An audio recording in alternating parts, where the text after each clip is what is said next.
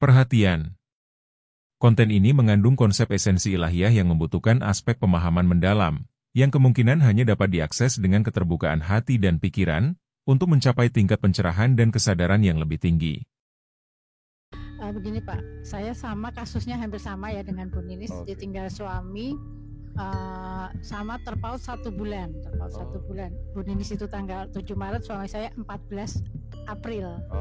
Nah, tapi bedanya saya sudah siap kehilangan waktu itu. Saya sudah siap kehilangan karena saya sama suami itu kan di tahun 2013 operasi itu pasang ring.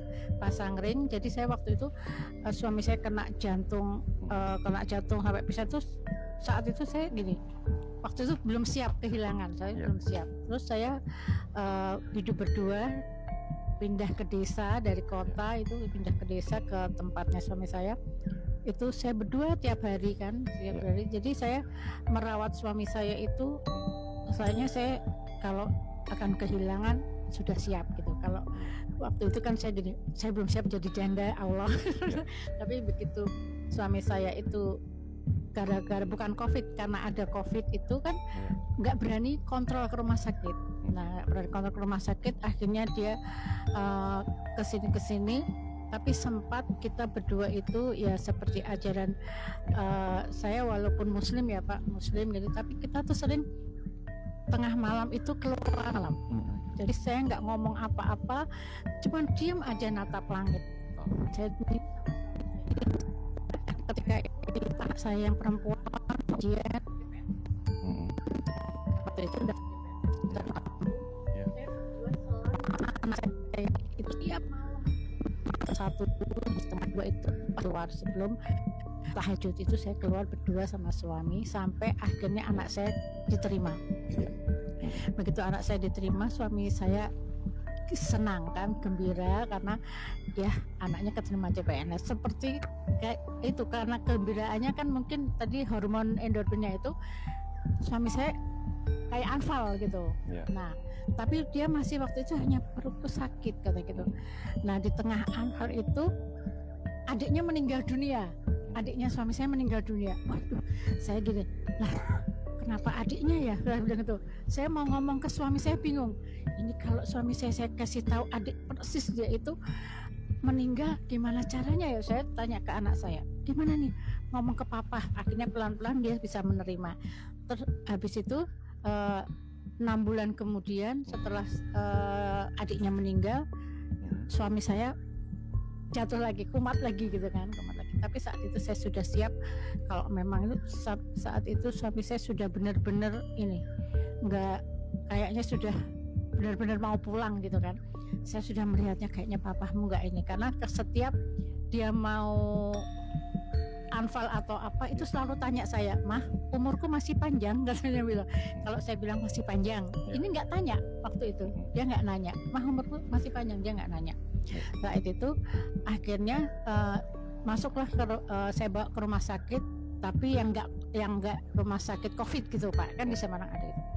Tapi anaknya masih di Medan, anaknya kan penempatan di Medan, pulang. Saya tuh tidur bersebelahan sama dia Pak, saya elus-elus gitu kan, saya bisikan karena dia waktu itu sudah nggak sadar, saya bisikan. Tapi ketika anak perempuannya datang, itu dia bisa lihat ya, itu bisa kayak reaksi.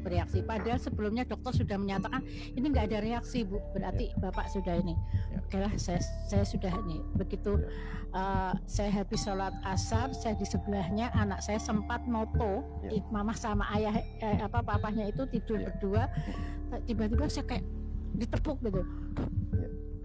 Kok oksigennya habis, punya papa katanya gitu kan. Oksigen papa habis Cek. Langsung kita panggil perawat, terus sama itu dokter juga ini akhirnya tindakan penyelamatan, dan akhirnya tepat waktu buka itu suami saya sudah dinyatakan meninggal kan gitu. Saya cuma lemas aja, tapi saya nggak gini, ya sudahlah, memang ini saatnya. Saya tadi berjuang agar kalau ada keajaiban kamu masih bisa hidup bersama kan gitu. Ternyata itu Pak Bayan. Habis itu kita jalanin ya seperti itu. Saya karena sudah siap, sedih seperlunya. Ketika teman-teman saya bilang, kamu nggak nangis? Emang kalau saya nangis suamiku kembali. Saya gitu, saya kan gitu. Jadi saya tetap aja ya memang saya harus menghantar karena saya waktu itu saya belum belajar spiritual, tapi ternyata saya itu sudah melakukan seperti spiritual, Pak. Jadi waktu itu dia kan pulang, berarti kan dia bahagia. Kok saya nangis? Kalau saya nangis kan dia nggak akan sedih, nggak bisa bahagia melihatnya gitu. Seperti Pak Wayan tadi bilang, kalau yang ditinggalkan bahagia berarti dia bahagia. Jadi saya waktu itu benar-benar tidak ini. Habis itu terus Pak, dalam perjalanan ke sini itu kemarin sempat ya, saya kan juga tengah malam belajar meditasi kalau setiap jam 2. Tiba-tiba saya itu kayak bangun tuh kayak dia datang. Dia bangunin saya, "Mah, udah jam 2, kamu nggak keluar," kata gitu. Saya kaget dengar suara tuh. Kayak suara, "Iya ya Papa, iya aku," gitu kan. Setiap jam 2 itu bangun, mandi, keluar gitu. Keluar cepat.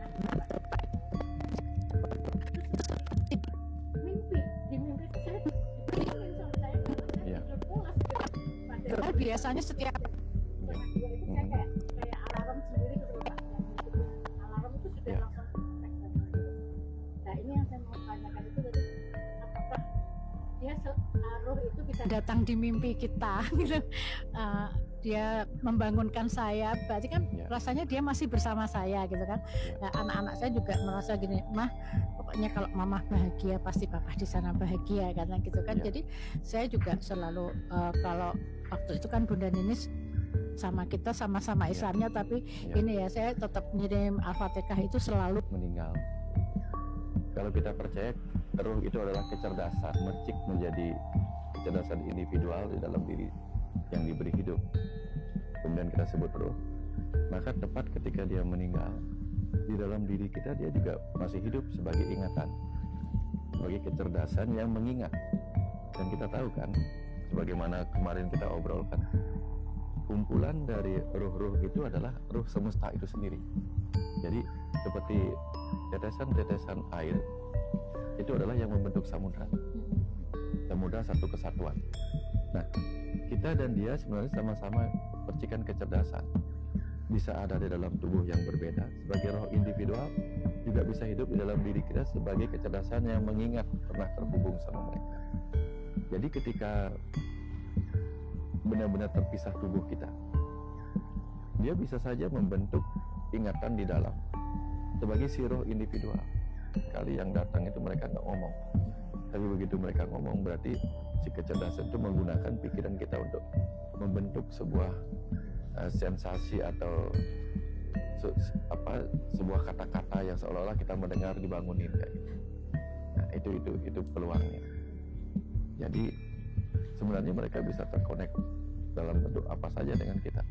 Bisa terkonek secara materi, ya misalnya ada nih di beberapa tempat bisa terkonek secara materi, ya misalnya ada nih di beberapa tempat mereka digerak-gerakkan, menggerakkan benda-benda untuk menunjukkan diri mereka ada.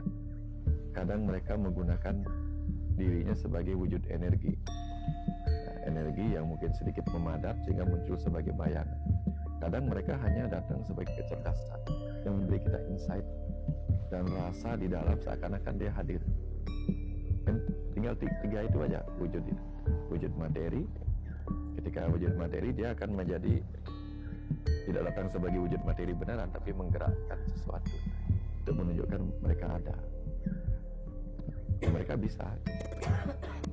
Waktu sebelum-sebelumnya itu saya juga pernah mimpi itu dia cuma datang pergi gitu Pak, datang terus dia cuma ngambilin kayak terus pergi. Nah di saat saya mimpi itu anak saya juga mimpi mimpi itu dia cuma datang pergi gitu Pak, datang terus dia cuma ngambilin kayak terus pergi. Nah di saat saya mimpi itu anak saya juga mimpi. Jadi kadang memang kalau kan saya gini Pak, waktu suami saya meninggal itu saya ditinggal suami, 6 bulan kemudian ayah saya dipanggil, 6 bulan kemudian kakak laki-laki saya juga diambil. Jadi saya seperti kehilangan 3 orang laki-laki yang begitu di saya gitu kan Pak. Tapi saya Nah, saya itu selalu merasakan Pak, kalau orang mau meninggal itu saya mesti kayaknya nggak lama deh. Saya bilang itu, ini kayaknya lama. Ketika ayah saya itu, saya bilang sama ayah saya, Bapak mau pulang, saya bilang gitu. Bapak mau pulang atau? Ya. Bapak karena nggak bisa diam, saya bisikin, Bapak mau pulang. Karena bapak saya itu cinta mati ya saya sama ibu saya, jadi 17 tahun menduda itu mau pulangnya tuh sama-sama bulan Oktober Pak. Ya. Jadi ayah saya, ibu saya 8 Oktober, ini pas bapak saya tuh malam Jumat ini kayak udah seperti koma gitu. Bapak mau pulang hari ini besok Jumat atau pulang besok tanggal 8 juga Jumat gitu. Ternyata malam itu jam 1 bapak saya pulang gitu kan, saya tanya gitu ya. Terus waktu kakak saya juga seperti itu, saya tengok habis jatuh, kakak saya datang itu dia nangis. Saya merasa kok kakak saya nangis ya, berarti kayaknya kakak saya tuh besok mau nggak ada, karena dia nangis lihat mau ninggalin adik-adik perempuannya gitu. Jadi saya tuh seperti selalu Pak, kalau ada yang keluarga mau meninggal itu sepertinya tahu duluan gitu loh Pak.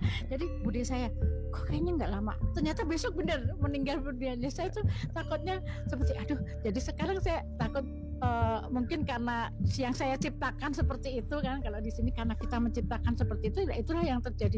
Jadi saya sekarang nggak usah ngomong yang gitu-gitulah, saya jalanin apa pokoknya saya sementara itu ya belajar ikut vibrasinya Bu Ninis itu ikut itu. Jadi saya belajar meditasi, belajar itu, cuman saya meditasinya ya diam, setiap mau tidur itu saya melepaskan dulu, bersyukur itu juga, terus bangun tidur juga, nanti tengah malam itu saya keluar gitu. Kalau tapi kadang saya pas suatu ketika nggak bisa keluar, saya nikmatin, saya memang diberi kenikmatan tidur gitu. Jadi saya nggak pernah menyesalin apa yang terjadi. Jadi ya udahlah, memang itu jalannya sudah seperti itu. Jadi apakah itu saya juga sudah berjalan ke spiritual gitu loh Pak? Ya.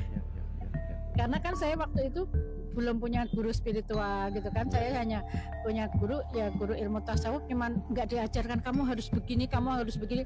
Tapi saya dianukan oleh keadaan, pelajaran oleh saya dikasih cobaan seperti ini, di saya ini saya bisa menerima apa adanya, saya bisa menerima dengan segala itu saya tuh orang yang seperti ini Pak. Saya bisa melepaskan kemelekatan gitu kan. Saya nggak pengen melekat, kalau ini memang bukan milikku ya sudah, kayak bilang gitu. Saya selalu bilang kalau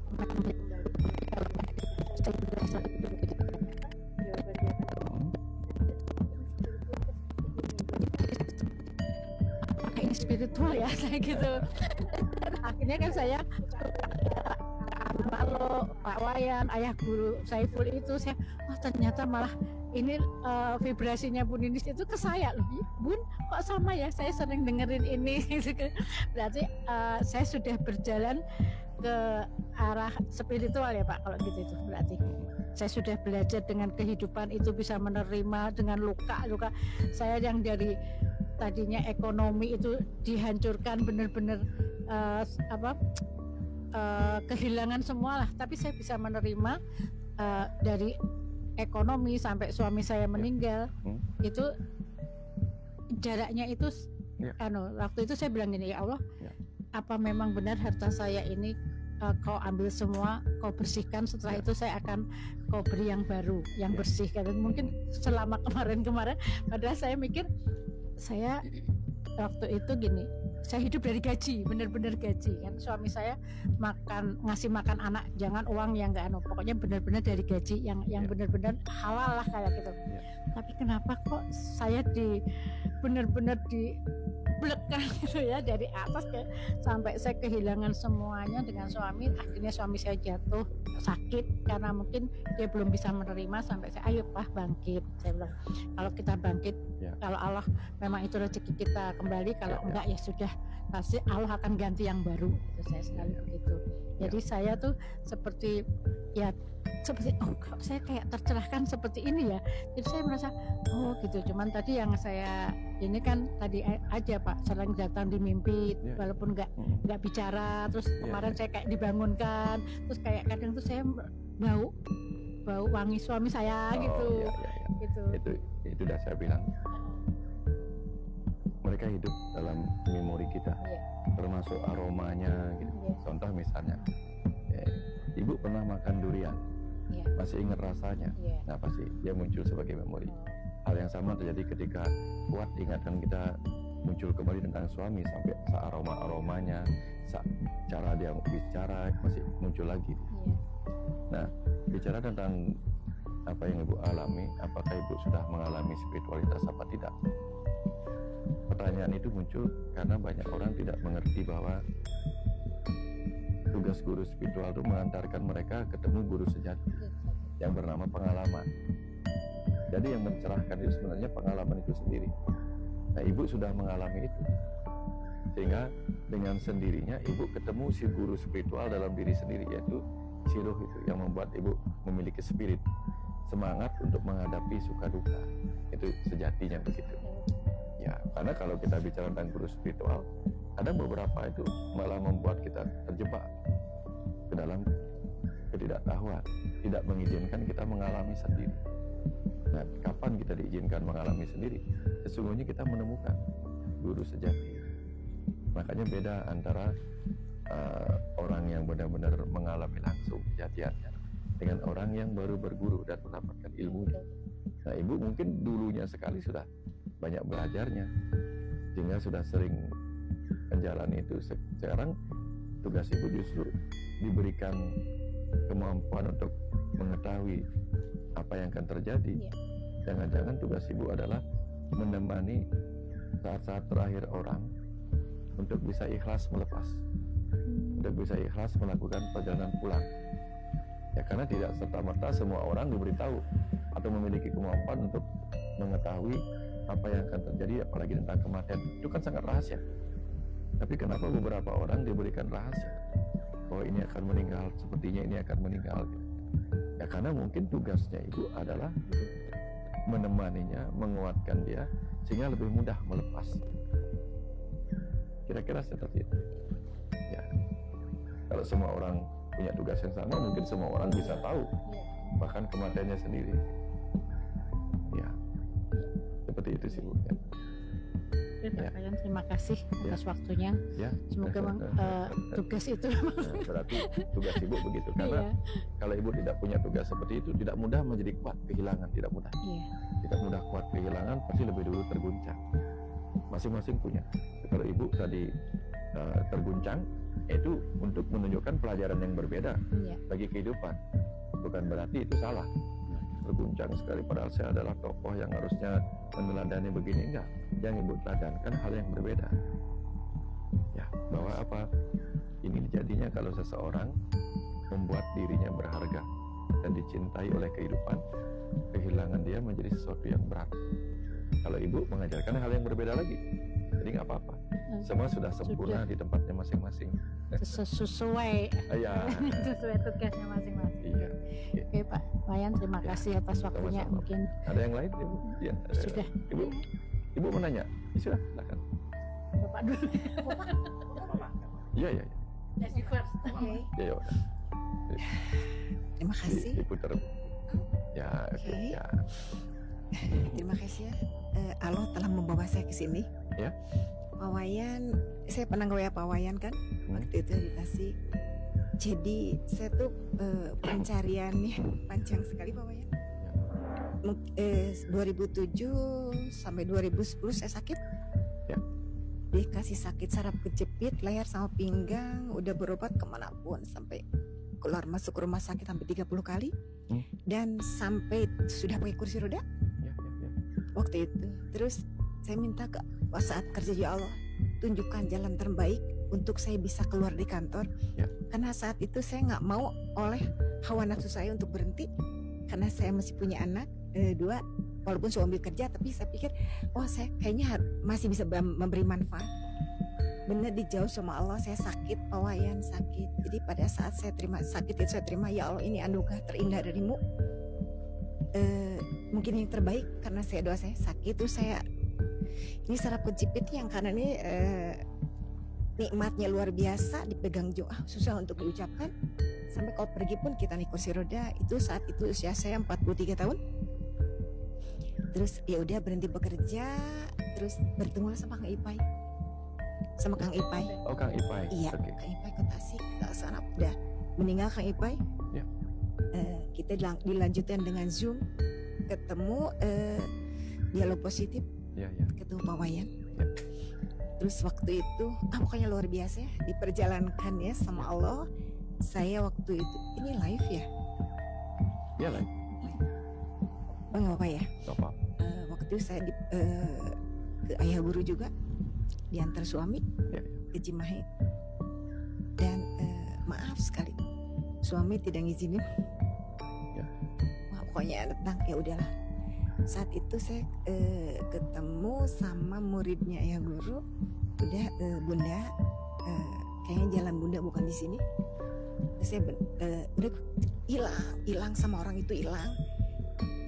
Oktober 2023 Ya. dia nge-WA lagi, Bunda HP saya hangus.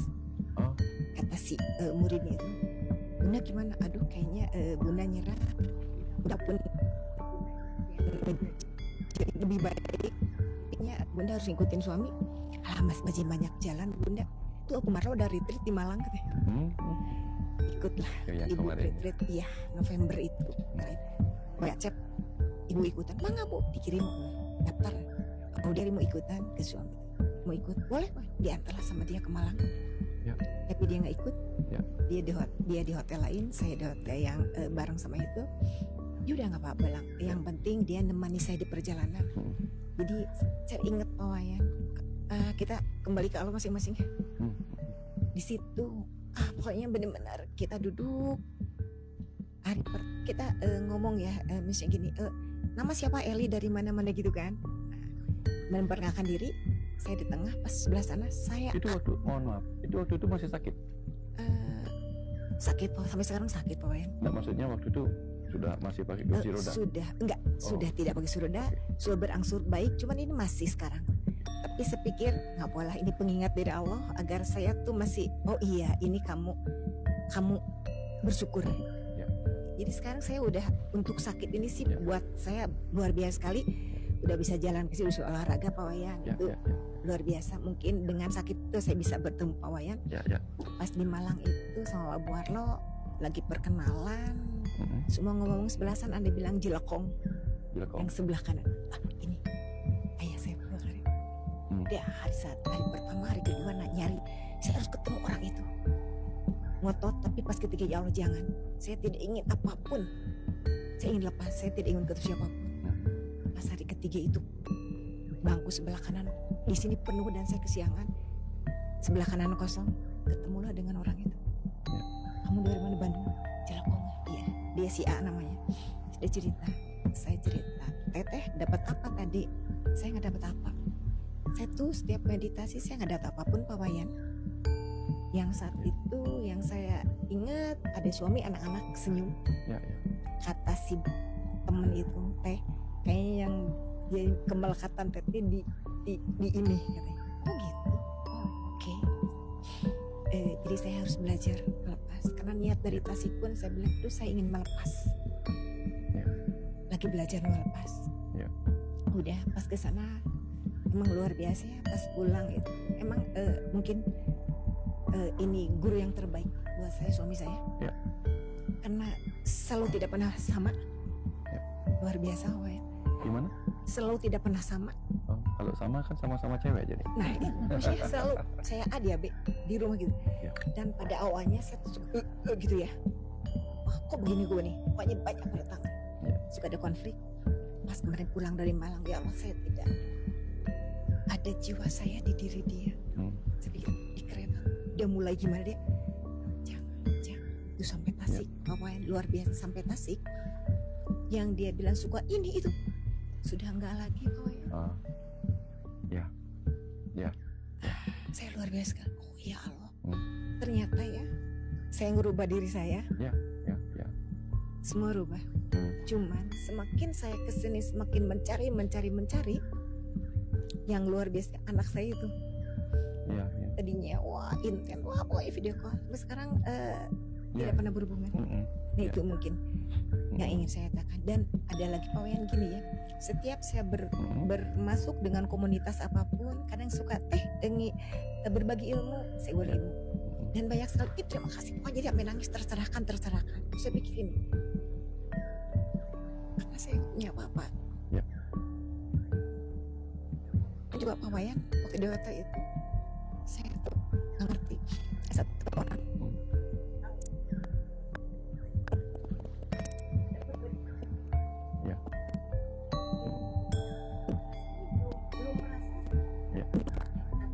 Ya. Kalau sudah tercerahkan mengalami, akan bersatu dengan Allah,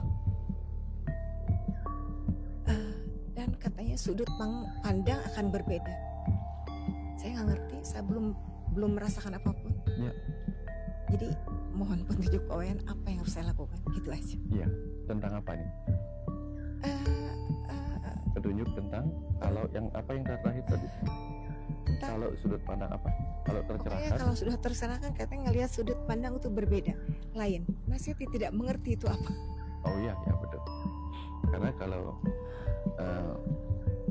belum tercerahkan, sudut pandang kita kan cuma dari satu sisi kadang-kadang. Tapi begitu kita tercerahkan, sudut pandang kita melebihi satu sisi, melebihi satu dimensi. Karena kita bisa melihat dari berbagai dimensi malah. Kebayang maksudnya. Ya, kalau orang belum tercerahkan, dia melihat pertengkaran 6 dan 9 itu dan dia akan ikut membela yang satunya. Ya. Tapi orang yang tercerahkan akan mengerti bahwa yang menyebut 6 benar, yang menyebut 9 benar. Nah, karena yang tercerahkan bisa melihat keduanya. Nah, dengan sudut yang berbeda tadi, maklum. Nah, seperti Pak Tino Sidin contohnya. Saya cerita tentang Pak Tino Sidin itu kan. Beliau walaupun hanya seorang guru menggambar gitu, tapi beliau menunjukkan bagaimana orang tercerahkan itu bisa melihat dan memaklumi semua orang di tempatnya masing-masing. Apapun gambarannya bagus, jawabannya bagus. Ya, karena dia sudah melihat kenapa ini benar bagi orang itu, dia melihatnya dari sudut ini. Tapi kalau orang yang belum tercerahkan, dia nggak bisa paham sudut orang itu melihat. Dan bahkan yang tadi itu, orang menjadi tertutup. Kalau dia nggak tercerahkan, tertutup untuk membuka hati melihat dari sudut orang lain. Nah itu kafir. Kafir itu kufur, tertutup. Jadi bukan beda agama. Jadi orang kafir itu adalah orang yang tidak mau melihat agama ini dari sudut si penganutnya, sehingga menyalahkan ini, menyalahkan itu.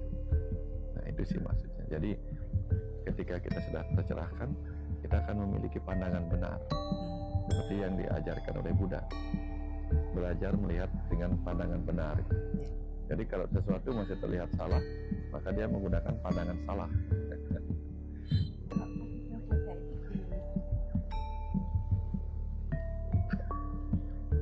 Kalau tadi saya membaca di buku Pak Wayan Kandapat Tantra, itu kebenaran itu bisa melihat pembenaran-pembenaran yang banyak. Ya, keping-keping pembenaran-pembenaran itu sendiri adalah keping-keping kebenaran yang dipegang oleh masing-masing. Tapi begitu kuat orang itu memegang, namanya juga keping-keping. Kalau terlalu kuat memegang keping kebenaran bisa melukai. Makanya tidak boleh terlalu kuat memegangnya. Tugas kita adalah mengambil kepingan-kepingan kebenaran yang seringkali menjadi pembenaran untuk mengumpulkannya, menyatukannya. Ya. Jadi kalau pembenaran yang dipegang itu tidak bisa melihat kebenaran. Persis. Iya. Tadi. Tapi kalau kebenaran, dia bisa mengakses pembenaran-pembenaran yang berkeping-keping menjadi sebuah kebenaran. Betul. Itu yang tadi saya baca di buku Kandapat Tantranya Pak Wayan. Tantra itu artinya menjalin, menenun. Ketika menenun itu kan ada pecahan-pecahan kotak-kotak kecil. Kalau di kristik misalnya, kotak-kotak kecil, pasal-pasal kecil. Di sini kelihatan cuma silang-silang aja, silang. Tapi setelah terlihat dari jauh, gambarnya kelihatan.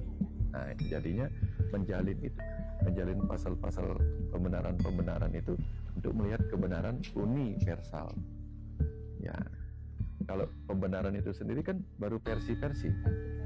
Versi A, versi B, versi C. Begitu dia gabungkan, ketemulah uni versi semesta. Saya kira seperti itu. Ya. Jadi untuk sampai ke situ open mind. Kalau kita tidak open mind, ya lagi-lagi open mind itu bahasa orang bule. Kalau orang Islam mungkin jangan kafir. Jangan kafir, artinya jangan tertutup. Kalau jangan tertutup kan berarti open mind, open heart. Gitu. Jadi saya belum tercerahkan, tapi kenapa ya? Saya tuh jadi bingung kenapa orang yang datang ke saya itu mereka merasa jadi datang selalu oh teteh itu jadi solusi. Kok bisa gitu ya Pak Wayan? Iya. Kan setiap orang itu merasakan apa yang dia butuhkan. Ya. Ada orang membutuhkan air, aduh akhirnya saya lega ketika dia pergi ke sumur. Ada orang membutuhkan makan, aduh akhirnya aku lega ketika dia ketemu tempat makan. Jadi pada saat itu ada sesuatu yang dia ingin ada di saya gitu ya? Ketemunya di ibu. Itu. Dan mungkin kalau dia perginya ke saya, ketika orang itu perginya ke saya belum tentu dia tercerahkan. Tapi pada saat dia perginya ke Eli, kita tercerahkan. Oh iya mungkin gitu ya. Ya saya juga akan mencari. Sama seperti ada yang tercerahkan di guru ini, ada yang tercerahkan di guru itu. Iya. Makanya di rumah semesta itu kita sering mengarahkan. Ada yang bertanya sesuatu yang saya tidak bisa jelaskan, saya arahkan. Perdalamnya di sini. Saya perdalamnya ke guru ini. Diarahkan saya. Terus gini saya juga sekarang tuh karena dulu waktu kecil pengen jadi dokter. Tapi saya jadi sekolah di pertanian. Terus jadi pada saat hidup pokoknya jadi saya pengen. Sekarang ibu kerja di? Dulu pernah kerja di bank. Sekarang udah berhenti karena sakit itu. Sekarang di rumah. Jadi nggak jadi dokter. Pernah di bank. Di bank. Sekarang tuh gini. Jadi saya tuh suka. Ini luar biasa. Sekarang suka nggak di rumah, cuma suka ini ngobatin orang. Bukan ngobatin orang gini, Pak Wayan. Jadi saya tuh ada oil. Jadi saya pelatihan di Malaysia. Niatnya gini, ya Allah, saya ingin menyembuhkan siapapun yang sakit. Semoga bisa dengan lewat tangan saya. Jadi saya tuh udah ada nge-touch beberapa orang, hampir 35 orang. Itu luar biasa. Mereka tuh yang udah saya pegang tuh mereka sembuh. Tapi kadang kalau saya udah mijit, misalnya ini sakit di sini, saya pulangnya kena efeknya itu. Tapi saya pulang ke rumah, ya Allah terima kasih, ini juga anugerah ternyata darimu. Jadi saya nyembuhin sendiri gitu. Itu Pak Wayan seperti itu. Jadi pernah sekali waktu, jadi pokoknya kita berdua sama suami itu setiap harinya gitu. Ada teman sakit kita datengin, obatin orang. Ada teman sahabat SMA dia stroke di Bogor. Tapi luar biasa suami tuh ngantar terus Pak Wayan. Walaupun kita nggak bareng ginian, tapi dia selalu ngantar, luar biasa. Kita ke Bogor, ngobatin dia, saya touch. Dia laki-laki bilang, ya semoga tangan saya merupakan kepanjang tangananmu untuk menyembuhkan siapapun. Dan saya kan tidak ngerti sebagai apa ya? Atur nuhun katanya. Atur nuhun, saya merasa baikan. Gitu kan. Banyak sekali orang yang seperti itu. Itulah satu kesyukuran saya bisa berdua, cuman mohon petunjuk mungkin agar saya bisa mengalami sampai gimana Wayan bisa. Mau minta apa lagi? Itu biar tercerahkan untuk diri sendiri. Tercerahkan, jadi kegelapannya di mana? Kan kalau orang ingin tercerahkan, saya tidak merasa apapun sebetulnya ini. Berarti tidak ada rasa kegelapan. Gelapnya apa ya? Ya kalau ibu tidak merasa ada kegelapan, ngapain cari pencerahan? Gitu. Mungkin terbawa oleh orang juga ya. Iya. Kayaknya gitu. Artinya kita mencari pencerahan itu kan ketika kita mengalami kegelapan. Iya. Ya, sehingga ketika kita sudah nggak, rasanya sudah, aku nggak merasa gelap. Dan aku juga tidak berjalan dalam kegelapan. Aku memahami apa yang aku alami. Aku memahami tugasku. Oh ini peranku. Ya udah, nggak perlu apa-apa lagi, tinggal menjalani. Ya, tapi harus kita pahami bahwa apa gitu. Nanti kapan tiba waktunya lilin itu tidak mampu membuat kita melihat lebih jelas lagi. Pada saat itu baru kita akan membutuhkan pencerahan yang lebih besar lagi. Jadi sebelum itu ya nggak apa-apa, punya lilin cukup. Dulu kita kalau punya lilin cukup kan? Cukup. Dulu punya lampu strobing, petromak cukup banget. Sekarang ini juga cukup.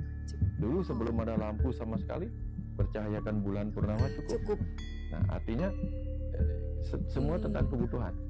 Kalau sekarang rasanya sudah cukup, tidak ada lagi rasa kegelapan. Nah, itu memang tugas kita sampai di situ aja gitu. Oh iya, jadi tiap orang emang pada level masing-masing. Pada level masing-masing. Gitu. Iya, terima kasih. Jadi ya mungkin Allah datangkan saya ke sini agar saya pun, oh ya kamu segini gitu. Segini memang tugasnya segitu. Oh iya. Terima kasih Pak Wayan. Dan ketika ada orang datang dengan kegelapan oleh sakitnya, hanya karena sentuhan mereka mengalami wajahnya lebih cerah, itu kan sudah bisa membagi pencerahan. Kalau sudah bisa membagi pencerahan, maka cahaya lilinnya berupa cahaya penyembuhan. Hanya lewat sentuhan. Kalau saya mungkin dengan sentuhan kata-kata. Oh iya, tiap orang beda-beda Pak Wayan. Beda-beda. Oh iya. Ada orang hanya dengan sentuhan perhatian. Para penyanyi menyentuh dengan syair lagunya bisa membuat orang terharu, bisa orang gembira. Kita ini kan semua makhluk-makhluk yang menyentuh satu sama lain. Kalau di alam roh katanya mereka terhubung itu hanya dengan sentuhan. Ketika ada alam materi kita tersentuh lewat material ini. Iya. Oh iya. Semua tentang sentuh menyentuh. Ya, jadi tapi bukan berarti sentuhannya harus sentuhan ego. Kalau sentuhan ego namanya tersinggung. Iya, benar. Antipati itu kan karena sentuhan ego. Iya. Kalau simpati sentuhan pikiran, pengetahuan. Kalau empati sentuhan jiwa. Nah, terima kasih. Oh ya, sama dengan Ibu, saya juga pas di hotel sebelum besoknya hari itu Bapak datang. Dan ngobrol banget, ngobrol di masa lalu kita, dan dia senyum banget. Padahal ngobrol bahasa Sunda ya, kita orang Sunda. Ngobrol biasa, cakap-cakap biasa di saat itu Bapak kan tukang beras. Tukang beras Bapak saya. Kita ngobrol tentang beras segala macam gimana. Kok ini datang bener-bener saat itu itu kita ngobrol. Kayak sebelum tuh mereka datang emang cuma diam aja. Saya pikir mungkin Bapak senang gitu ya saya datang ke Bali. Iya. Gini gitu Pak Wayan. Terima kasih Pak Wayan. Iya, sama-sama. Sudah Allah takdirkan bisa ke rumah ini. Mangga. Jadi tugas Ibu sekarang itu mencerahkan wajah-wajah suram oleh karena sakit. Iya. Sudah cukup. Ya udah, terima kasih, saya plong sekarang. Plong banget, terima kasih ya Allah. Jadi saya ada manfaat di hidup. Ya. Terima kasih. Silakan. Sebelum saya Cahaya. Saya sebelum menanyakan apa yang ada di dalam hati saya, cuma mau melanjutkan pertanyaan Ibu. Tadi Ibu bilang dia jam 2 pagi keluar rumah untuk menyentuh tanah. Ya, itu saya pengen tahu itu apa sebenarnya. Apanya? Keluar jam 2 pagi untuk menyentuh tanah. Menyentuh tanah? Pakai grounding. Ya. Itu apa sebenarnya? Ya nggak apa-apa. Kadang kita itu alam itu kan punya waktu untuk memurnikan dirinya. Langit punya waktu memurnikan dirinya, air punya cara memurnikan dirinya. Dan pada tahap-tahap tertentu ketika banyak alam itu istirahat, grounding itu sedang membuat kita memurnikan diri kita dari energi-energi negatif juga. Di Bali itu kan hari raya Nyepi itu kan menyucikan, memurnikan kembali alam. Jadi ketika jam 2 dini hari mungkin kurangnya frekuensi pikiran manusia, perilaku manusia, itu membuat bumi tidak banyak ternoda oleh frekuensi negatif kehidupan. Sehingga ketika kita grounding pada jam-jam segitu mungkin bagus juga. Harus menyentuh tanah ya Pak? Iya, namanya grounding kan. Namanya grounding kan nggak boleh ada ini tanpa alas kaki kan gitu. Kalau kita bicara tentang grounding itu kan kita bicara tentang energi elektromagnet.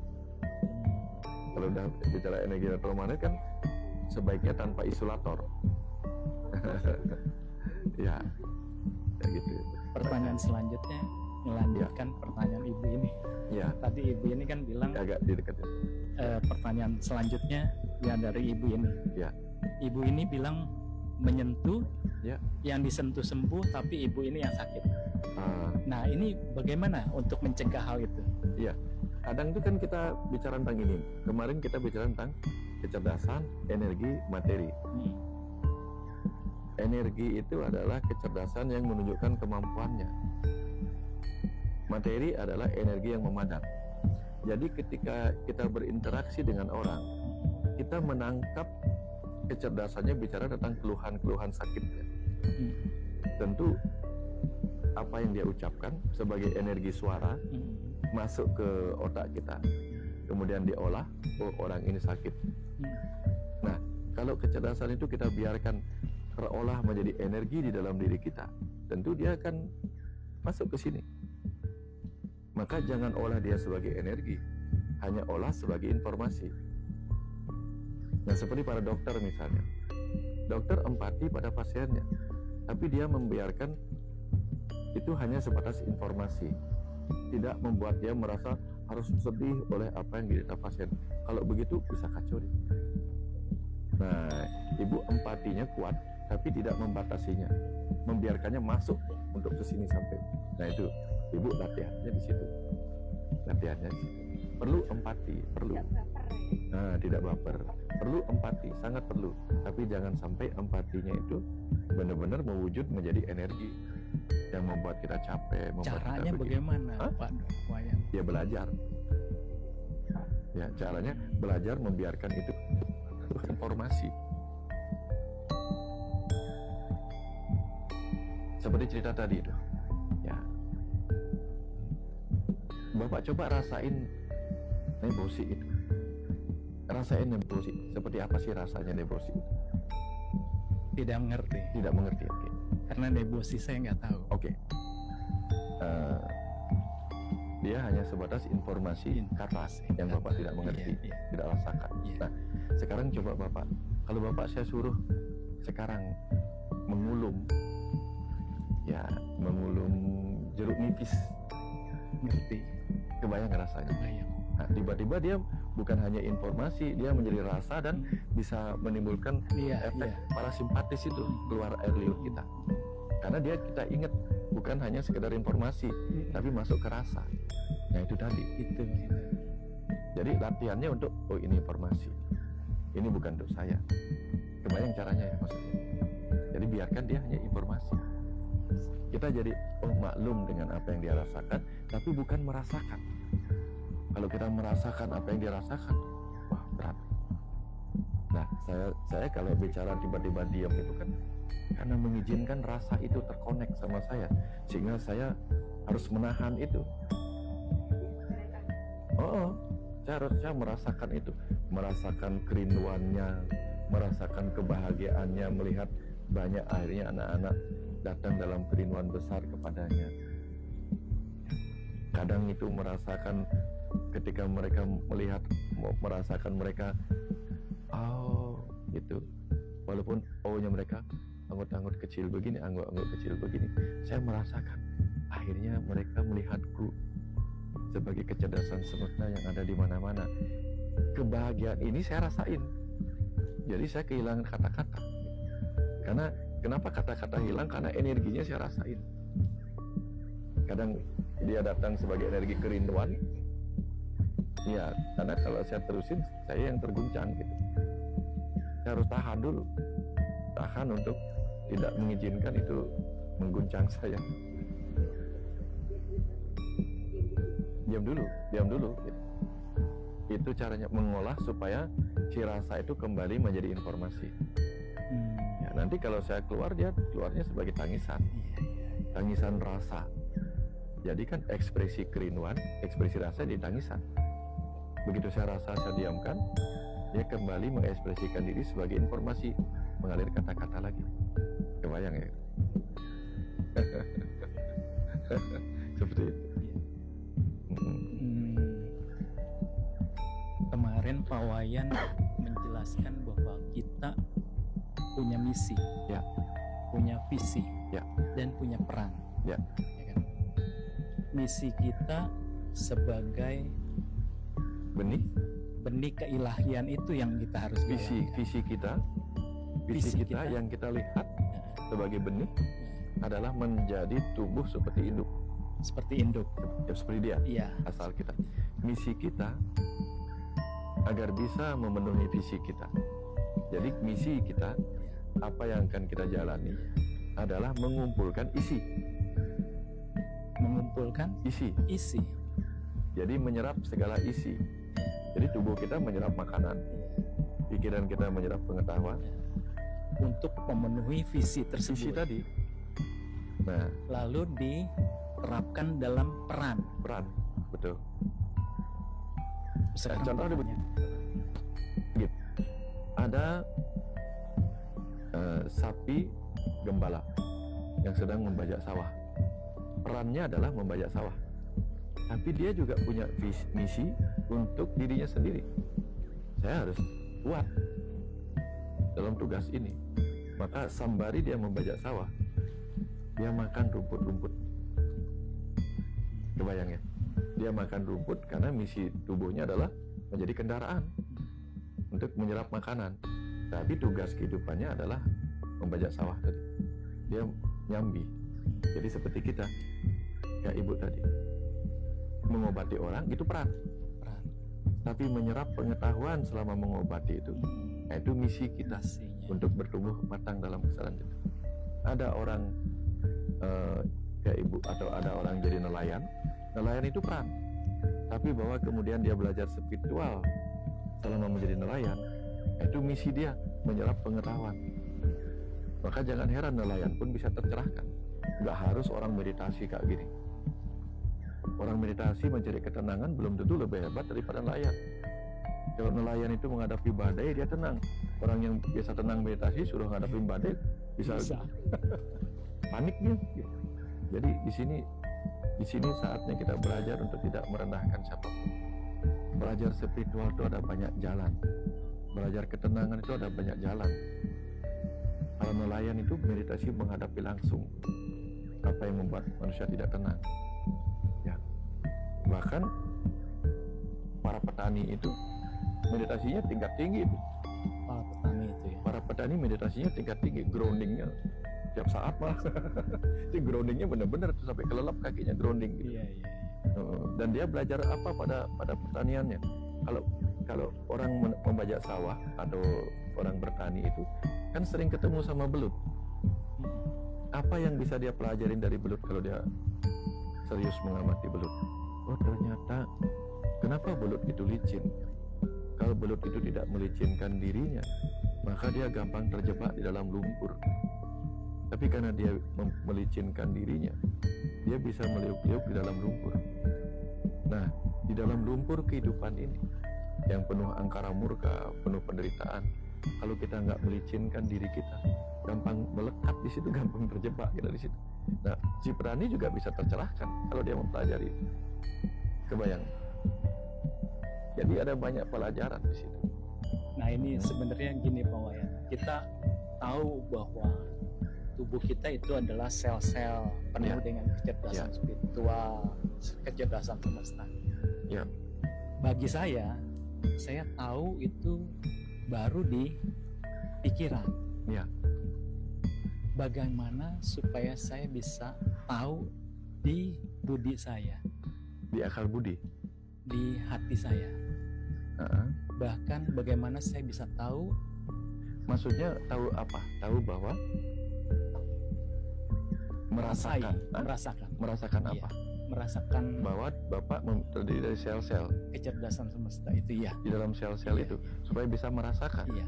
Coba saya pegang tangannya Bapak. Ada sakit nggak di situ? Sakit. Bapak kan sudah merasakan ada sel yang sakit di situ. Bukan maksudnya gitu. Iya. Contoh merasakan itu seperti apa? Gini deh. Kemarin di akhir sesi itu kan Bapak mengenai ada empat. Iya. Kalau Bapak berdiri di garis itu ada 4. Oke. Terus tentang keseimbangan. Ya. 4 itu keseimbangan. Ya. Kalau kita bisa seimbang, itu bisa terlontar. Ya. Bagaimana saya bisa terlontar ke atas? Ya. Pertama seimbang dulu. Seimbang antara. Ya, seimbang antara kiri, kanan, atas, bawah. Seimbang antara keharmonisan kita dengan lingkungan, dengan diri kita. Seimbang antara kalau dibawa ke alam semesta besar, kita harmonis dengan lingkungan, dengan sesama manusia, dengan parahyangan namanya. Parahyangan itu alam-alam gaib. Gaib itu artinya bukan makhluk-makhluk yang gitu-gitu, bukan. Alam yang tidak nyata. Dan dalam diri kita yang disebut lingkungan itu tubuh kita, lingkungan fisik tubuh kita. Yang disebut manusia itu manas atau pikiran kita. Yang disebut alam gaib, maha gaib itu ruh kita. Nah, kalau kita harmonis di dalam dengan 3 komponen ini, lalu kita seimbang memberi nutrisi pada tubuh, pada pikiran, pada ruh kita. Nah, ini membuat kita bisa menjalin keharmonisan dengan 4 penjuru tadi. Dengan alam yang berwujud padat, dengan alam yang berwujud cair, dengan alam yang berwujud cahaya matahari misalnya, dengan alam yang berwujud udara. Jadi kita harmonis dengan semuanya. Nah, itu membuat kita bisa melesat dalam kesadaran. Karena tanpa itu kita nggak percaya bahwa alam ini diliputi oleh energi yang tak terbatas atau pengetahuan yang tak terbatas. Kalau kita nggak seimbang belajarnya. Kalau orang hanya belajar ilmu fisika, kimia, biologi tanpa belajar ilmu spiritual, dia nggak seimbang. Kan kemarin kita selalu cerita kecerdasan, energi, materi. Energi dan materi dipelajarin oleh ilmu fisika. Kecerdasan dipelajari oleh ilmu metafisika. Kalau orang nggak seimbang, dia hanya pelajari energi sama materi, dia nggak akan percaya urusan energi cerdas yang menyebar di mana-mana sebagai apa yang diajarkan dulu, sebagai kandepat atau sedulur papat. Karena dia itu kan nggak ada, nggak lihat saya gitu. Dia hanya percayanya pada energi listrik yang bisa dijelaskan. Sementara mereka semua yang saudara 4 dan sebagainya itu kan juga energi yang bisa dirasakan, yang bisa dilihat walaupun nggak berwujud. Ada energi cerdas yang bisa kita koneksikan, yang sedang tersimpan pada benda padat, benda cair, benda cahaya, benda gas gitu. Kebayang maksudnya? Agak susah nih ya? Agak susah. Nah, karena itu tadi kenapa agak susah? Karena belum seimbang penuh ilmu fisika. Kebayang ya? Jadi kalau kita seimbang ilmu duniawi, ilmu rohani, ini gampang pahamnya, gampang melesat dalam kesadaran. Tapi kalau belum seimbang, ya pelan-pelan naikkan dulu level di ilmu fisika, kimia, biologi dan seterusnya. Pengertian seimbang dengan dunia jasmani ya. Pak Wayan bilang. Ya. Saya udah sekian lama meninggalkan pekerjaan. Ya. Apakah itu nggak seimbang dengan meninggalkan pekerjaan apa? Meninggalkan pekerjaan bisnis misalnya. Cari uang. Sekarang mendapat uang di mana? Nggak dapat uang lah istilahnya. Terus apa pekerjaan sekarang? Hidup dari mana kemudian? Kebetulan istri masih kerja. Nah, Bapak ngapain aja? Memperdalam spiritual. Ya. Dulu kerjanya. Umur Bapak sekarang Bapak umur berapa sekarang? 59. Dulu berapa tahun bekerja di dunia ngurusin uang? Hingga usia 40 tahun 6 bulan. Oke, usia 40 tahun itu urusan duniawi. Iya. Anggaplah Bapak berumur nanti meninggal umur 100 gitu misalnya kan. Jadi 40 tahun sudah dipakai untuk urusan duniawi, 60 tahun dipakai urusan spiritual, itu sudah seimbang apa belum? Nggak apa-apa. Harusnya karena panggilan ya. Oh ya. Oke aja. Oh, oke aja. Nah, boleh. Nah, kalau apa-apa, buat saya seimbang. Seimbang buat Bapak. Gitu. Selama Bapak tidak mengeluh kekurangan makan ini, makan itu. Kan enggak. Ya sudah, berarti Bapak sudah terpenuhi urusan itu. Di level duniawi, di level urusan makan, pangan, papan itu Bapak sudah beres. Sesuai dengan hukum hierarki need of Maslow itu. Jadi Bapak sudah masuk ke aktualisasi diri. Siapa diri saya? Bapak sudah level memenuhi kebutuhan yang kelima, bukan lagi di sini. Tapi saya masih ragu apakah saya terlalu melekat dengan ego saya sendiri. Ya, menurut Bapak gimana? Nah, ini saya masih belum jelas. Tapi maksud saya begini Pak Wayan. Ya. Bagaimana saya tahu bahwa peran saya atau tujuan hidup saya. Saya senang dengar video Pak Wayan bahwa kita dipanggil pulang. Pengertian pulang saya itu lepas dari ikatan duniawi. Dengan kata lain, lepas daripada urusan duniawi.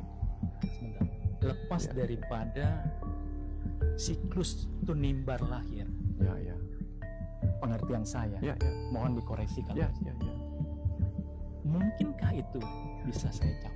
Semua orang memungkinkan, karena memang kan saya ceritakan kemarin bahwa benih itu tujuannya kembali menjadi induknya. Ya enggak? Semua benih akan kembali menjadi induknya. Cuman ada yang prosesnya cepat, ada yang prosesnya lambat. Tetesan hujan itu datang dari mana? Dari langit. Dia jatuh ke bumi. Sebagian jatuh ke atas daun, segera menguap menjadi langit lagi. Sebagian jatuh ke sungai, ke danau, mungkin tenggelam, prosesnya mungkin agak panjang. Tapi pada akhirnya dia kan juga menguap juga pada akhirnya. Nah, kapan itu tergantung lagi.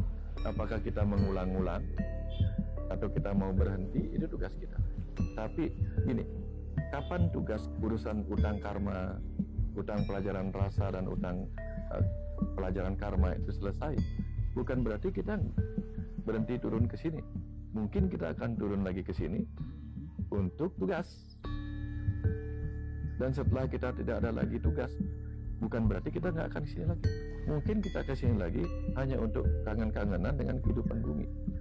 Sampai kita nggak kangen lagi, udah nggak kesini lagi. Tetapi kapan kita tidak kangen lagi? Kapan kita tidak lagi menjadi sebagai roh individual? Kita sudah tidak lagi dibungkus oleh apapun. Nah, yang kangen-kangen kesini, roh yang saya bilang kangen kesini dan memilih lahir kembali hanya untuk menengok kehidupan bumi, dia masih sedikit dilekati oleh Ananda Maya Kosa, selaput kebahagiaan. Dia bahagia ketika dia terpenuhi kerinduannya pada bumi. Tapi begitu si Ananda Maya Kosa juga hilang, maka dia menjadi murni kembali sebagai kecerdasan semesta tak terbatas.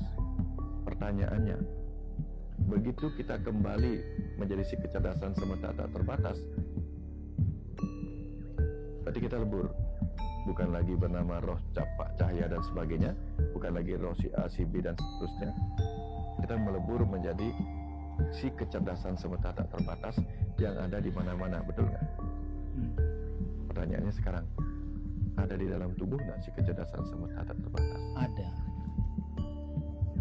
Berarti? Tapi masih banyak pemekatan, jadi susah ya. Jadi berarti kita bahkan ketika sudah melebur kembali menjadi si kecerdasan semesta tak terbatas, kita ada lagi nggak dalam tubuh makhluk hidup? Oh, udah nggak ada dong. Begitu udah nanti lepas itu udah nggak ada. Oh, sudah nggak ada di dalam tubuh makhluk hidup. Kita sudah menjadi kecerdasan semesta tak terbatas. Pertanyaannya sekarang, di sini ada kecerdasan semesta tak terbatas. Sekarang ada. Nah, ada peluang nggak itu kita itu adalah itu juga? Ada. Ya, berarti kita ada di sini nggak? Saat ini ya? Ya, kembali kita ada di sini. Cuman tidak sebagai yang beridentitas lagi. Kebayang maksudnya? Tidak beridentitas. Tapi kan tadi Pak Wayan bilang kita masih terpenjara. Iya, terpenjara sebagai kecerdasan itu. Iya. Nah, tetapi ketika dia ada di dalamnya, dia memberi hidup. Iya. Karena dia harus mengisi setiap ruang kosong. Iya. Nah, itu keniscayaannya mengisi setiap ruang kosong. Nah, apakah dia terpenjara? Enggak.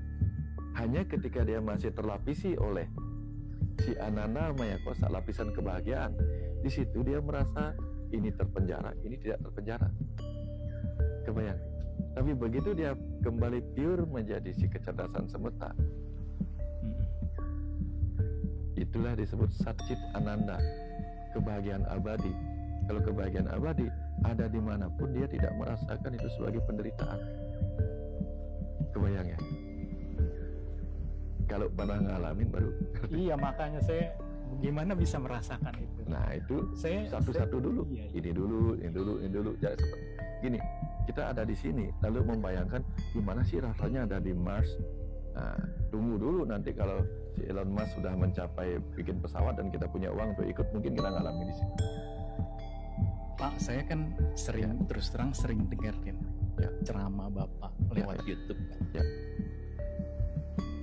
Suatu ketika nih terus terang jujur ya, nggak buat-buat. Deketin Pak. Suatu ketika saya lagi balik.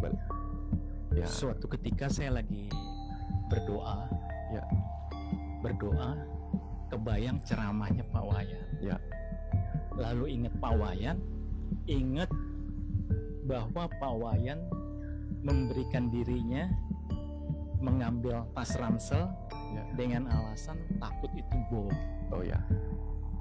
Itu begitu teringat terus seolah-olah saja saya bilang bahwa tolong saya dibantu bersihkan dosa saya. Itu sakit loh, sakit keras waktu itu. Tapi setelah itu plong.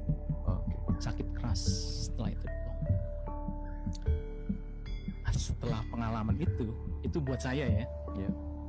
Ajaib. Bagi saya ajaib. Seolah-olah dosa itu dibersihkan, diambil. Oke, saya titip stop dulu di sini. Benarkah begitu? Bisakah itu terjadi? Saya belum pernah ketemu Pak Wayan langsung, cuma lewat video. Bapak, kemarin kita ngobrol bahwa di level roh yang tidak lagi beridentitas, semuanya sama, betul nggak? Iya. Nah, yang merasa berdosa itu, yang nanti akan menanggung dosa itu siapa? Kan si roh. Yang berbuat tubuh, digerakkan oleh pikiran, nanti yang merasa berdosa dan menanggung dosanya si roh. Iya. Ketika si roh tidak merasa itu lagi berdosa, dalam kesadaran rohani, itu kan dosa dihapus. Sampai sini dapat ya? Belum. Contoh begini. Contoh begini. Bapak kalau saya kasih sekarung kotoran, seneng nggak? Tidak. Kalau saya kasih sekarung kotoran sapi, seneng nggak? Tidak. Tapi kalau Bapak adalah petani, kalau Bapak petani, seneng. Nah, kotoran sapi yang sama tidak terasa sebagai kotoran atau bencana, tapi sebagai berkah ketika kita selaras dengan itu. Sang ruh yang sudah ada di kesadaran ruh akan menerima semuanya, bukan tentang dosa dan pahala. Semua diterima dengan rasa yang sama. Sampai sini dapat. Iya. Nah, sang ruh lah yang menyebut itu suci apa tidak. Ketika dia menolak, dia menyebut itu bencana. Kebayang maksudnya? Sang ruh yang masih terbungkus oleh kesadaran pikiran yang membedakan antara gelap terang, hitam putih. Tapi sang ruh yang ada dalam kesadaran rohani, kesadaran semesta, semua yang dualitas itu dianggap satu kesatuan. Maka tidak ada lagi dosa, tidak ada lagi baik buruk bagi sang ruh yang ada di kesadaran semesta itu. Iya. Dapat ya? Dapat. Nah, itu di rohnya. Di rohnya. Di badan saya kok sakit begitu. Nah, makanya tunggu dulu, saya belum selesai cerita. Bapak ikuti cara saya nganter Bapak cara berpikir. Nah, pada saat itu yang Bapak merasa penuh dosa, itu kan ruh Bapak yang masih terbungkus kuat oleh lapisan manomaya kosa, yang merasa ini baik buruk, ini dosa dan sebagainya. Energinya kemudian mematerialisasi berupa rasa sakit. Tapi ini dapat. Dan ketika ruh Bapak memberi kesadaran kepada si pikiran, ini nggak apa-apa.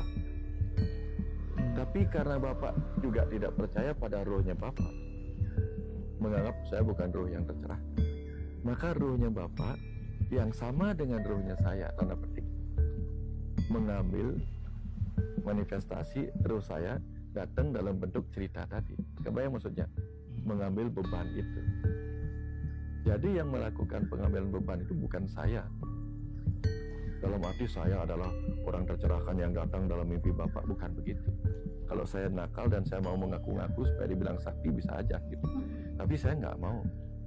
Roh Bapak ya lah yang melakukan itu untuk memberi kepercayaan kepada Bapak. Kenapa? Di level pikiran Bapak memberi otoritas kepada saya. Apapun yang saya lakukan itu bagus, karena Bapak merasa tercerahkan oleh saya ketika mendengar videonya. Bapak tidak tahu bahwa di tingkat di dalam diri Bapak sendiri, roh Bapak juga bisa mencerahkan Bapak. Akhirnya roh Bapak mengambil peran sebagai roh saya. Kan di dalam roh itu sama. Kebayang sampai sini maksud saya dari awal tadi. Dia memainkan peran sebagai roh saya untuk mengambil itu. Bukan saya yang ke situ. Tiba-tiba meditasi malamnya ketemu Pak Cahya kemudian mengambil, enggak, rohnya Bapak juga yang melakukan itu. Kebayang maksudnya? Iya. Nah, yang sama di mana-mana, terutama dalam diri saya, yang terbebas dari kemelekatan manomaya kosa, itu mengambil peran itu. Ini nggak apa-apa. Ketika si kecerdasan itu melebur, kemampuan untuk bermaterialisasi menjadi sakit, menjadi rasa, itu hilang. Iya. Hilang semuanya. Karena dia menerima, ini nggak apa-apa. Kebayang maksudnya Pak? Nah, jadi sebenarnya Bapak sedang terkonek aja dengan air siapnya Bapak. Nah, makanya ketika kita bertemu Buddha, bertemu Tuhan, Yesus, itu sebenarnya air siap kita mengambil image, mengambil citra sebagai wujud-wujud yang kita jadikan otoritas. Gitu. Jadi bukan saya yang nyembuhin Bapak, enggak. Rohnya Bapak juga yang mengambil wujud saya. Dan dia bisa mengambil wujud siapa saja. Misalnya suatu ketika dia ingin memberi Bapak berkah uang, belum tentu dia datangnya sebagai wujud saya. Dia mungkin datangnya sebagai wujud Bill Gates karena uangnya banyak.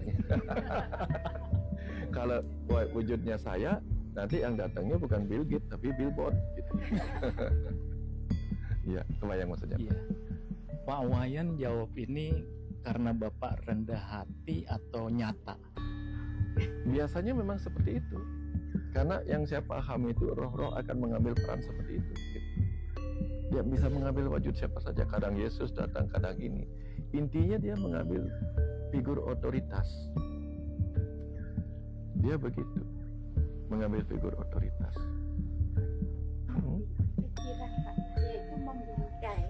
Nah, si pikiran itu digunakan oleh si roh untuk membuat image yang si pikiran itu jadikan figur otoritas. Kebayang maksudnya?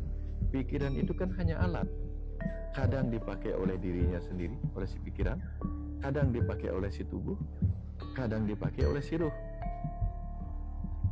Jadi ketika kita tidur, pikiran sadar tidak menggunakan dirinya. Maka pikiran bawah sadar menggunakan si pikiran untuk apa? Untuk membangun mimpi-mimpi tentang apa yang dialami seharian. Atau dipakai oleh si roh untuk membangun mimpi-mimpi tentang ramalan apa yang mungkin terjadi besok, 2 hari lagi, dan seterusnya. Jadi pikiran itu hanya alat yang bisa dipakai oleh 3 komponen itu. Dipakai oleh bawah sadar, body, mind, atau soul sendiri. Nah, kebanyakan dalam kehidupan ini si mind dipakai oleh si mind. Bahkan kadang-kadang mind mengambil peran sebagai ego untuk menggerakkan tubuh, makanya reaksinya ya berkelahi. Makanya kita belajar kemarin itu tentang kesadaran tadi. Kesadaran tubuh, kesadaran pikiran, reaksi ego, kesadaran semesta, kesadaran ruh, supaya paham kapan si pikiran dipakai oleh tubuh. Ya misalnya kita lapar nih. Ketika kita lapar, yang butuh makan siapa? Jiwa apa? Badan. Nah, pikiran dipakai oleh badan supaya cari makan, supaya menggerakkan tubuh dari makan gitu. Nanti kapan tubuh sudah terpenuhi, si ruh yang ingin tercerahkan, maka dia menggerakkan pikiran untuk menggerakkan tubuh, merindukan tempat di mana dia bisa mendapatkan pencerahan. Termasuk hadir di sini. Ya, kadang pikiran sendiri mumet. adu mumet dengan pekerjaan, aku ingin hiburan, maka dia menggerakkan tubuh untuk nonton film. Kalau ibu-ibu nge-mall seperti itu, untuk healingnya di situ gitu. Kalau si jiwa healingnya kemana? Aku lagi lapar nih. Si jiwa itu nggak nge-mall. Si jiwa itu healingnya mencari pencerah, karena itu nutrisinya. Si tubuh lapar, oh tubuh lapar mau healing dulu ke mall, nggak dapat dia, healingnya ke tempat makan. Nah si pikiran yang membutuhkan zona nyaman, lagi mumet, healingnya ingin pelepasan, ingin emosi, maka kadang dia perginya ke tempat di mana dia bisa melepaskan energi dengan tinju, dengan apapun itu.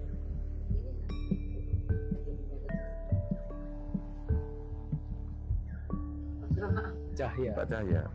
Ya. Ya. Tadi pertanyaan Pak Cahya itu sebenarnya Bisa pinjam. Ya.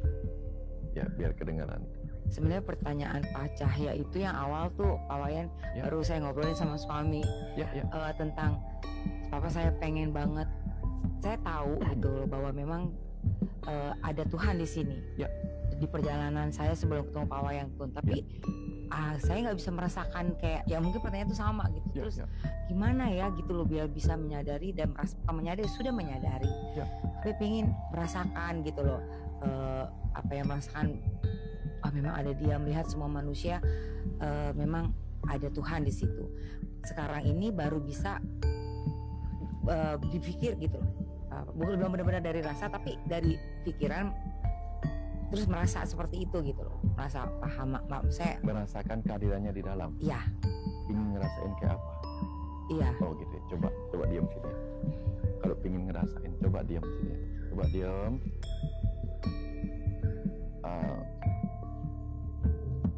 Percaya enggak bahwa Tuhan itu kecerdasan semesta tak terbatas? Percaya enggak bahwa Dia ada di setiap atom? Percaya enggak bahwa Dia juga ada di atom oksigen? Di kecerdasan semesta tak terbatas. Sekarang coba hirup nafas. Percaya enggak Dia sedang masuk sebagai kecerdasan semesta tak terbatas dalam oksigen itu? Percaya enggak bahwa Dia sedang memberi hidup kepada seluruh sel-sel tubuh? Percaya enggak bahwa Dia juga adalah sang waktu yang sedang memberi Mbak kesempatan untuk merasakan bahwa Dia ada di dalam sebagai sang hidup?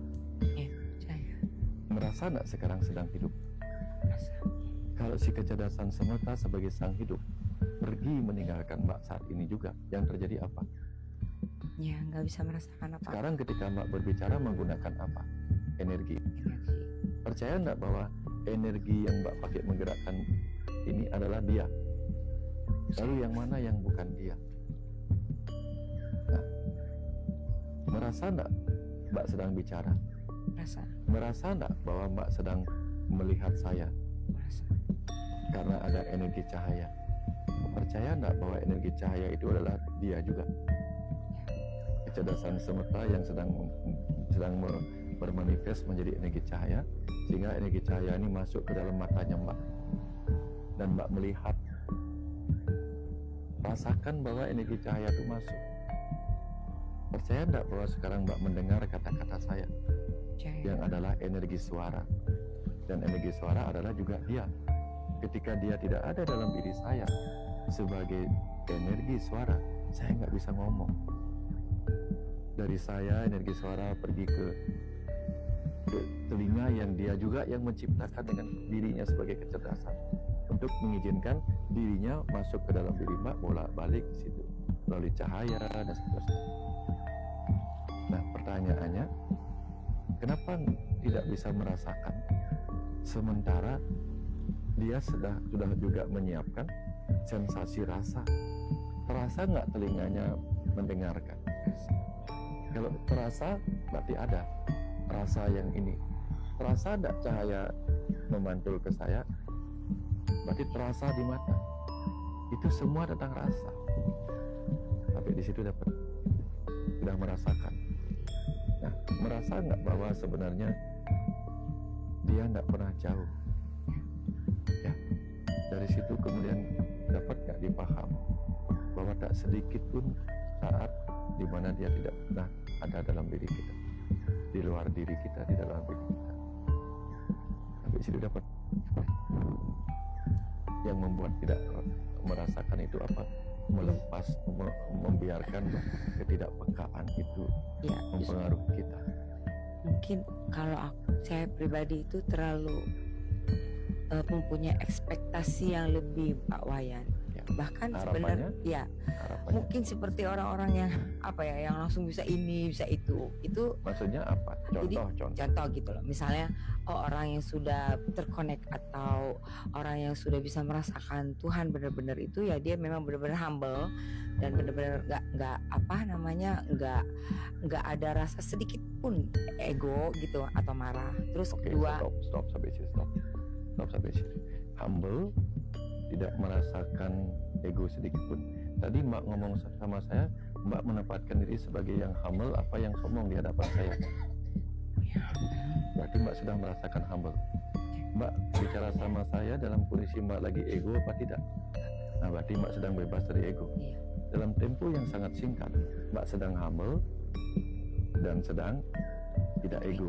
Nah, berarti sudah merasakan satu harapan kecil. Apalagi yang Mbak inginkan tentang orang tercerahkan itu seperti apa? Iya, terus tiba-tiba dia menjadi suatu orang yang sakti, yang hebat. Dia bisa melihat masa depan, dia bisa membantu orang. Sebentar. Gitu.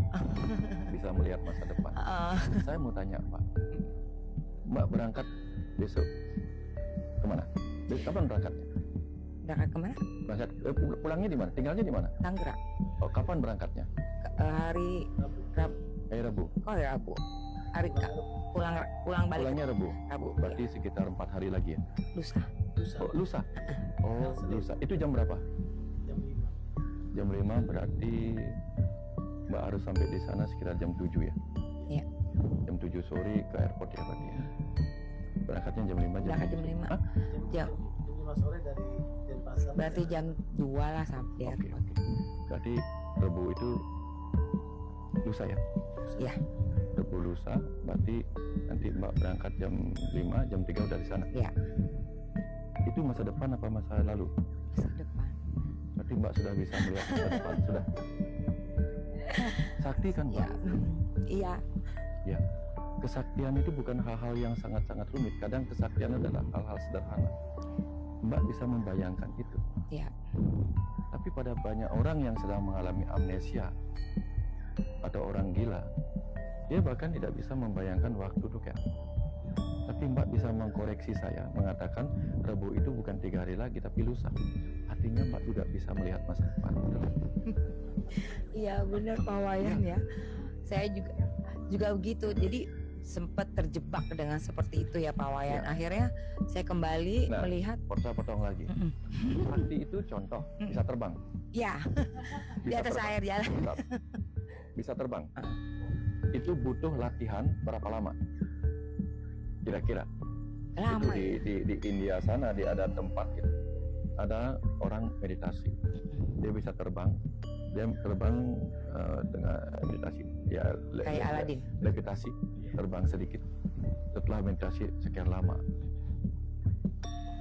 Saya tanya, pekerjaan Mbak dapat uang berapa sebulan? Kira-kira 10 juta lah dari suami dapat. Oke, 10 juta.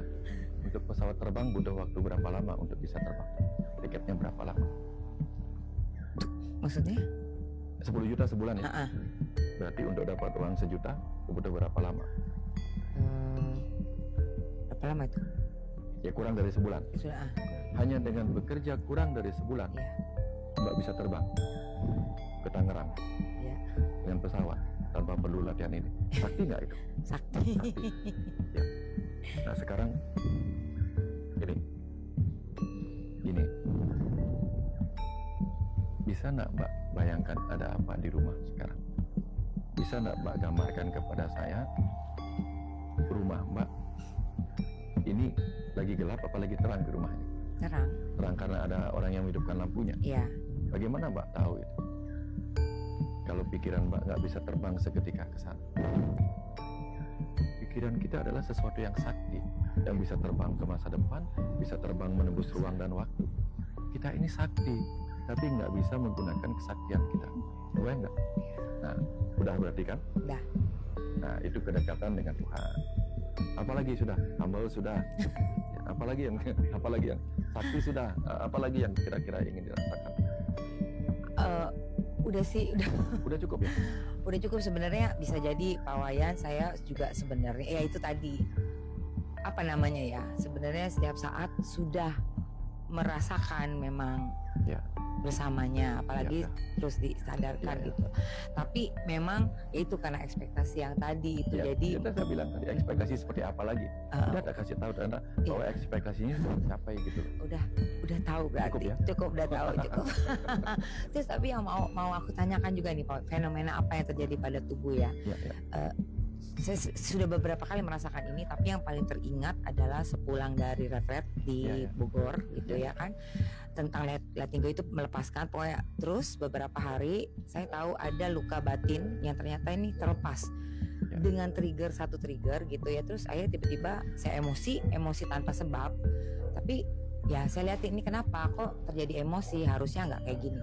Pokoknya intinya sampai saya tahu emosi ini yang beberapa tahun lalu lewat, saya tinggalin dia gitu. Akhirnya saya bisa melepaskan, saya maafkan, saya terima, sejak kembali. Sekarang kita udah hebat. Selesai lepas itu, hatinya tenang. Terus yang terjadi fenomena di tubuh saya ini, itu pas saya lagi di kamar mandi gitu, yang tiba-tiba yang kayak gimana ya, enak, kayak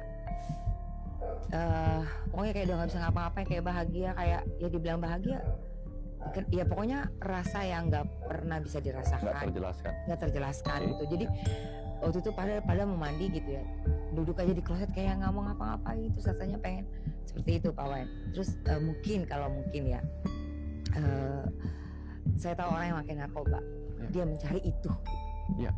Ya, tapi ternyata tanpa itu kita bisa dapat. Nah itu fenomena apa sih Pak Wayan, dan beberapa kali sakti juga ya? Sakti juga. Dan beberapa kali saya dapat. Orang mengalami rasa tanpa rasa itu butuh perjalanan panjang di spiritual. Tapi kapan dia disentuh oleh kecerdasan semesta dalam wujud dia yang bersifat Satchit Ananda, walaupun dalam tempo singkat, dia bisa mengalami rasa yang tak terjelaskan. Kenapa? Karena rasa itu bukan ada di pikiran. Kalau rasa ada di pikiran, dia terjelaskan.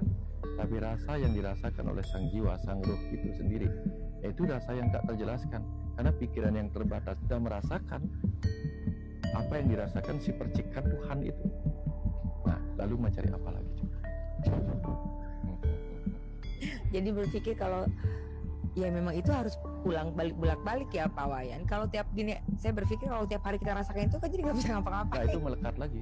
Jadi melekat lagi dengan rasa itu kan ya. Itu seperti orang adiksi. Nggak boleh. Nggak boleh juga. Kesadaran Tuhan pun nggak boleh melekat. Karena ada saatnya kita harus bermain di kehidupan ini. Sebagai roh individual, sebagai kecerdasan, sebagai pikiran. Jadi ini kita sedang memainkan peran ini. Jangan hanya pada kesadaran tubuh. Sudah terjawab. Hidup ini kan siklus. Kadang di atas, di bawah, kadang di kesadaran tubuh, ego, pikiran, dan itu berputar. Itulah yang membuat hidup. Kalau putarannya berhenti berarti mati. Kalau gelombangnya tidak ada lagi berarti mati. Kadang kita emosi naik, kadang turun, kadang ini. Itu membuat kita hidup. Itulah kehidupan. Betul. Jadi berbuat yang tidak, kalau masih di dualitas berbuat kesalahan pun it's okay, itu karena keseimbangan. Karena kalau tidak ada yang positif, nggak ada yang negatif, nggak ada pergerakan. Kalau flat semua nggak ada pergerakan. Bayangkan kalau air tidak dibuat gelombangnya positif negatif oleh hembusan angin, itu kan ombak terjadi, geriak terjadi kan karena hembusan angin menepuk air itu, didorong sini sehingga dia bergerak. Itulah keindahan air. Ya, aku juga ini Pak Wayan, saya sama suami. Ini pernikahan kita yang kedua Bu. Kalau cerita ya mungkin sama kayak bukunya Pak Wayan nanti jadinya ya. Jadi kita punya hidup yang unik Pak Wayan berdua ini. Saya ini maksudnya lagi pernikahan pikiran. Nah itu dia. Kita 14 tahun baru nikah pikiran Bu Wayan. Saya tahu sedang memasuki pernikahan kedua. Kenapa? Karena pikirannya menemukan baju mana yang cocok sama. Ini bajunya lagi sama nih. Kayak gitu ya. Mungkin Bapak mau sharing. Gini Pak Wayan, saya nih baru ikut pembicara Pak Wayan itu melalui istri saya. Jadi saya orang yang baru kapan ini? Baru Sentul kemarin? Kemarin Sentul Mas sekarang. Tapi sebelumnya ikut di? Saya cuma lihat-lihat di YouTube. Oh sudah. Lihat juga cuma sepintas doang. Oh. Saya nih orang yang nggak bisa duduk lama terus dengerin orang bicara. Saya paling nggak bisa. Jenuh gitu. Jenuh ya. Karena di kantornya meeting saya paling nggak bisa. Saya emang orang lapangan Pak. Oke. Jadi kerja lapangan saya nggak bisa tuh dengerin orang meeting duduk. Wah udah saya gelisah. Tapi yang di Sentul dengan yang di sini saya nyaman. Saya nyaman karena gini, kehidupan saya tuh yang Pak Wayan bilang di sana berawal dari mimpi itu benar Pak. Ya. Jadi gini, ada beberapa keajaiban ya. Yang pertama, saya cerita dari istri saya yang pertama dulu ya. Karena saya berkat ini, saya bisa ketemu Pak Wayan bisa sekarang. Ya. Jadi saya tuh awal saya menikah dengan istri saya itu tidak setuju sama orang tuanya. Nah tapi di situ saya berkhayal seolah-olah tuh saya menikah begini itu tiap hari saya, dan itu nyata. Akhirnya kita dinikahkan, setuju. Nah begitu nikah saya cuma sebagai kurir Pak, tahun 89 ya. Ini saya cerita pengalaman aja. 89 saya kurir, saya kerja biasa aja. Nah setiap malam setiap sore hari Sabtu saya ingat saya naik ke genteng atas Pak. Saya genteng itu, saya gambar rumah saya melalui pikiran saya. Saya gambar nih nanti saya nih kalau punya duit saya bangun ini sini, saya bangun ini sini, saya bangun ini sini, terus saya gambar. Itu nyata. Sekarang rumah saya lantai 3 Pak, sesuai yang di otak saya. Itu nyata banget. Nah terus sambil ini. Terus yang kedua, waktu itu saya pergi haji ya. Jadi saya diundang ke salah satu namanya Walimatus Safar ya, karena orang mau pergi haji kan mesti ada selamatan gitu Pak ya. Saya duduk di situ Pak. Saya berkhayal. Oh nanti saya pergi haji, saya akan begini. Itu benar-benar saya tuh pikiran saya masuk ke dalam alam itu, ke dalam khayalan itu, benar-benar wujud. Setahun kemudian apa yang saya omongin kenyataan banget. Pas banget. Begini. Itu dahsyat banget. Terus yang ketiga, yang terakhir nih, saya bilang sama istri saya, jadi kalau saya lewat di tol ada mobil Mercy Pak. Saya bilang nanti saya beli mobil itu tuh. Padahal duit saya nggak ada Pak. Nah setiap kali di tol saya bilang, nih nanti sini. Nah begitu saya bilang, saya ada pakai mobil Mercy itu. Saya tuh ada di dalam. Saya lagi kendarain begini. Nggak sampai 6 bulan 7 bulan, saya kebeli dengan duit yang tidak saya pernah tahu. Jadi itu benar-benar nyata banget. Berarti apa yang saya bagikan tentang daya ajaib metafisik itu hanya mengkonfirmasi, hanya menjelaskan apa yang sudah dialami. Itu berarti gini. Kenapa tidak testimoni aja? Nah itu dia. Tadi saya mau ngomong di sana, cuman aduh gimana ya gitu. Nanti next berikutnya baru akan sekarang sudah testimoni. Oh sudah testimoni. Oh iya lah. Dan tapi itu benar-benar nyata Pak. Begitu Bapak ngomong begitu saya diam. Loh selama ini yang saya lakukan itu rupanya ya. Itu benar-benar Pak. Tapi emang benar-benar jadi gini, kalau kita melakukan seperti itu, kita berkhayal di saat itu, kita jangan pikirkan lagi bagaimana caranya. Lepas sudah. Lepas aja udah, jangan pikirkan. Nanti duitnya gimana? Jadi kita stres jadi begitu. Oh. And then let nature do the rest. Nah itu tadi melepas tadi. Itu dia tuh. Jadi saya pikir udah deh begitu, tapi itu khayalan itu terus-terusan Pak. Jadi setiap ada kesempatan yang waktu di rumah tuh saya naik ke genteng, saya duduk, saya liatin gitu. Nyata tuh benar-benar, nyata banget, benar-benar nyata. Makanya saya baru tahu, oh ini ada ilmu gitu. Yang dari dulu saya sudah jalankan begitu. Oh begini gitu. Dan untuk yang pelepasan kemelekatan tuh saya udah sering coba gitu loh. Saya udah sering, misalkan gini, saya nih harus bayar uang gitu ya. Jadi harus bayar uang dalam jumlah besar misalnya gitu. Saya bilang sama istri saya, udah bulan depan kita dapat, bismillah, saya bilang gitu. Saya nggak tahu tuh duit dari mana. Nah begitu tuh dapat duit, itu saya nggak ada istilah, aduh sayang nih ya kalau nggak dipakai, nggak. Ya kan saya langsung kasih udah. Karena saya pikir ini udah Tuhan sediakan ke saya. Loh saya mau tahan lagi. Ya kan jasa saya kasih. Saya seperti gitu tuh. Jadi ada sesuatu yang saya niatin, begitu dapat saya udah nggak tengok lagi tuh. Langsung buang lagi gitu loh Pak. Gitu aja saya gunakan supaya berguna ya. Itu dia tuh. Jadi Jadi ini luar biasa banget bagi saya tuh, benar-benar kena banget gitu loh. Kemelekatan ke apa, dulu saya sering mengkhawatirkan masa depan anak-anak ya. Begini begitu, tapi sekarang ya sudahlah. Anak saya 5 Pak, cucu saya 7. Cucu saya 7. Udah cucu, saya punya cucu 7. Cucu saya 7 Pak, gitu.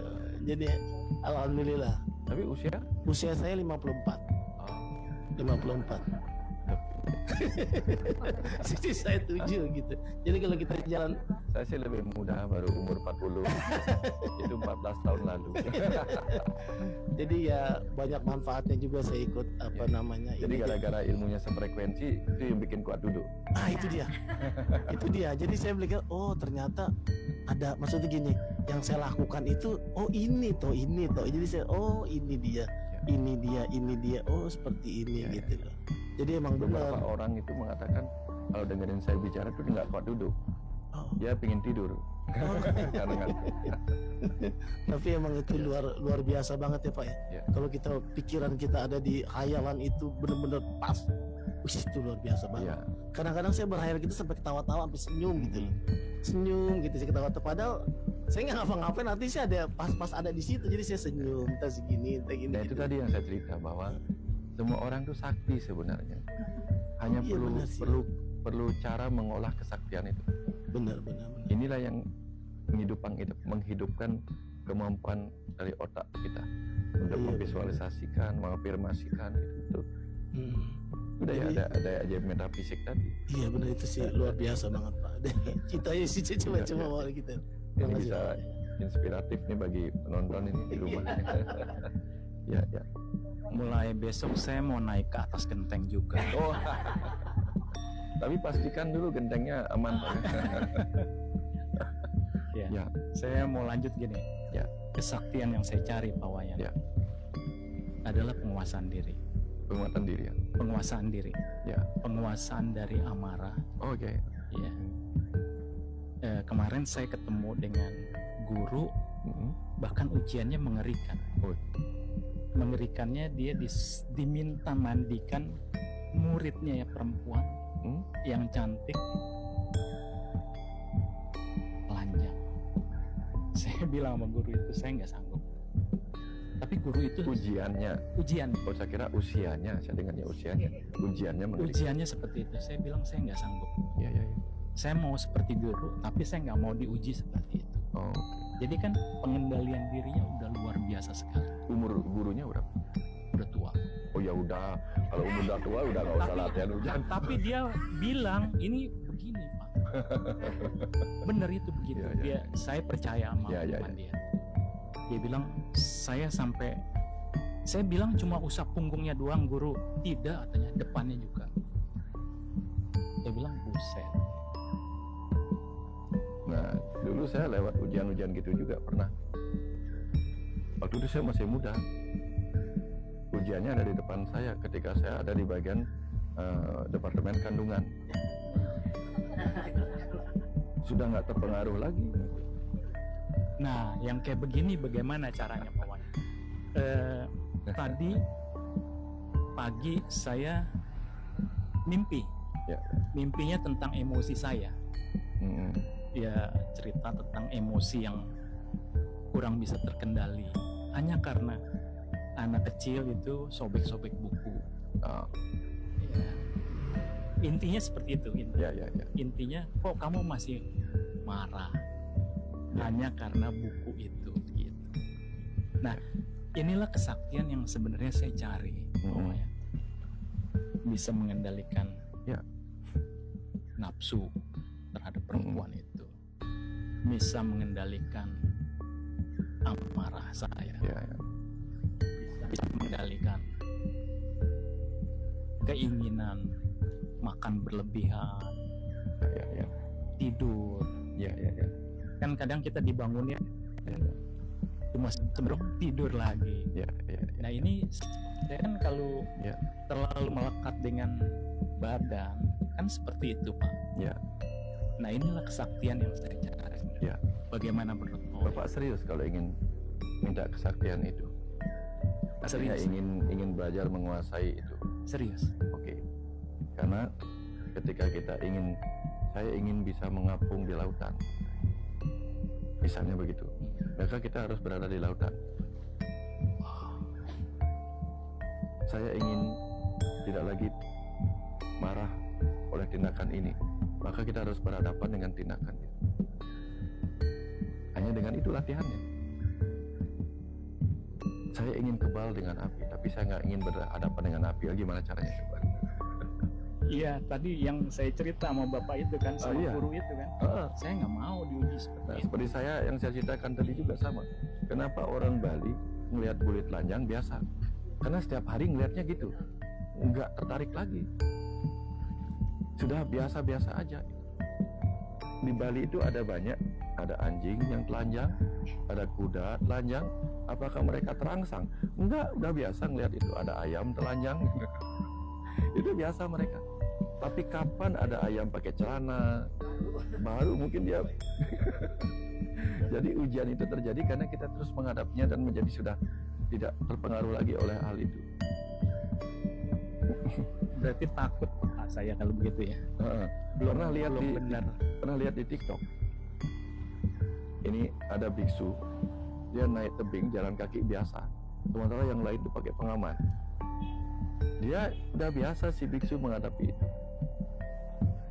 Kita kalau nonton TikTok gitu, ngelihat orang-orang di Cina, di pedesaan tuh yang rumahnya di tebing-tebing itu, melihat mereka jalan aja kaki kita merinding-merinding, betul nggak? Tapi mereka gimana? Biasa aja bahkan bawa kulkas gitu. Karena mereka membiasakan diri. Dulu saya waktu lebih muda lagi, nah sekarang muda. Saya nggak takut mendaki Gunung Agung. Orang merangkak karena sekelilingnya jurang. Bayangkan itu ukurannya jalan itu setapak itu benar-benar seperti ini, semeja inilah. Orang merangkak, saya berlari, lari dulu. Bahkan zaman itu sengaja nyari Edelweiss di tepi jurang, nggak mikir, namanya anak muda kan, nggak mikir. Tapi belakangan, mungkin karena sudah merasa tubuh saya nggak sekuat dulu lagi, kadang saya vertigo, kadang begini. Nah, naik ke atap rumah yang ada topinya, itu untuk memperbaiki mesin itu saya gemetaran gini. Tapi apa yang kemudian saya lakukan? Saya ingin mengalami kembali keberanian saya seperti dulu. Maka suatu hari, suatu malam pas bulan purnama, saya naik ke tangga itu. Lalu saya duduk, saya menghadapi ketakutan saya sendiri. Karena untuk kembali pada keberanian yang dulu, saya harus menghadapi ketakutan yang sekarang dengan keberanian yang dulu. Maka saya duduk di pinggiran itu. Persis bayangkan ini, saya duduk seperti ini di pinggiran itu, duduk. Itu lantai 2, lantai ini di bawah ini. Berada di atas ini. Saya duduk, saya ngadapin itu. Saya biasakan mata saya kembali menghadapi ketinggian itu. Setelah lama-lama, ya lumayan kemudian saya nggak takut lagi memperbaiki apapun di atas. Itu contoh untuk melewati ujian. Rasa takut itu harus dihadapi. Nggak bisa kalau saya hanya membayangkan. Oke, kita coba visualisasi dulu, boleh. Tapi visualisasi itu nggak sehebat ketika kita berhadapan langsung. Contoh ini misalnya, bayangkan saya lagi berdiri di sini, itu jurangnya sedalam 1000 kilo. Kalau hanya membayangkan aja nggak ngefek ya. Tapi kalau asli beneran, jangankan 1000 kilo, 100 meter aja kita udah gemeteran. Makanya menghadapi rasa takut dengan langsung itu jauh lebih efektif. Karena mata kita akan mulai beradaptasi dengan ketinggian itu. Melihatnya biasa-biasa saja. Makanya pekerja-pekerja di Cina itu baik-baik saja. Dulu saya waktu masih dokteran itu, kita latihan ini, mau jadi tim badan medis untuk nolongin orang yang mengalami kondisi kecelakaan atau apa di tempat-tempat yang sulit dijangkau dokter. Jadi kita belajar nyeberangi jurang dengan tali, nyeberangi jurang dengan tali. Nah, saya bantuin para brimob. Dengan ini mereka diikat tali pengaman, lalu menyeberangi jembatan dengan karung goni sebagai alasnya supaya tidak lecet. Dia nyebrang pelan-pelan tarik gini, ada tali pengaman kan gitu. Nah, saya lihat brimobnya Saya lihat brimob-nya kok nggak pakai tali ya. Nah terakhir saya bayangkan diri saya bisa seperti brimob itu, sehingga saya tolongin orang. Ayo gini, saya motivasi orang. Nah karena saya memotivasi orang, akhirnya saya diuji sama brimobnya. Ini orang pasti lebih jago nih karena memotivasi orang lain gitu. Padahal saya juga belum pernah. Tapi karena merasa diri saya sudah memotivasi, dari membayangkan diri saya seperti si brimob, lalu memotivasi orang, saya bayangkan diri saya sudah bisa. Begitu saya naik, saya bilang sama brimob, gak usah pakai tali pengaman. Saya nggak pakai tali pengaman. Lalu saya lepas, meluncur tanpa tali pengaman. Belakangan baru saya mikir, itu kalau saya jatuh, itu belakangan. Tapi waktu itu nggak kepikiran.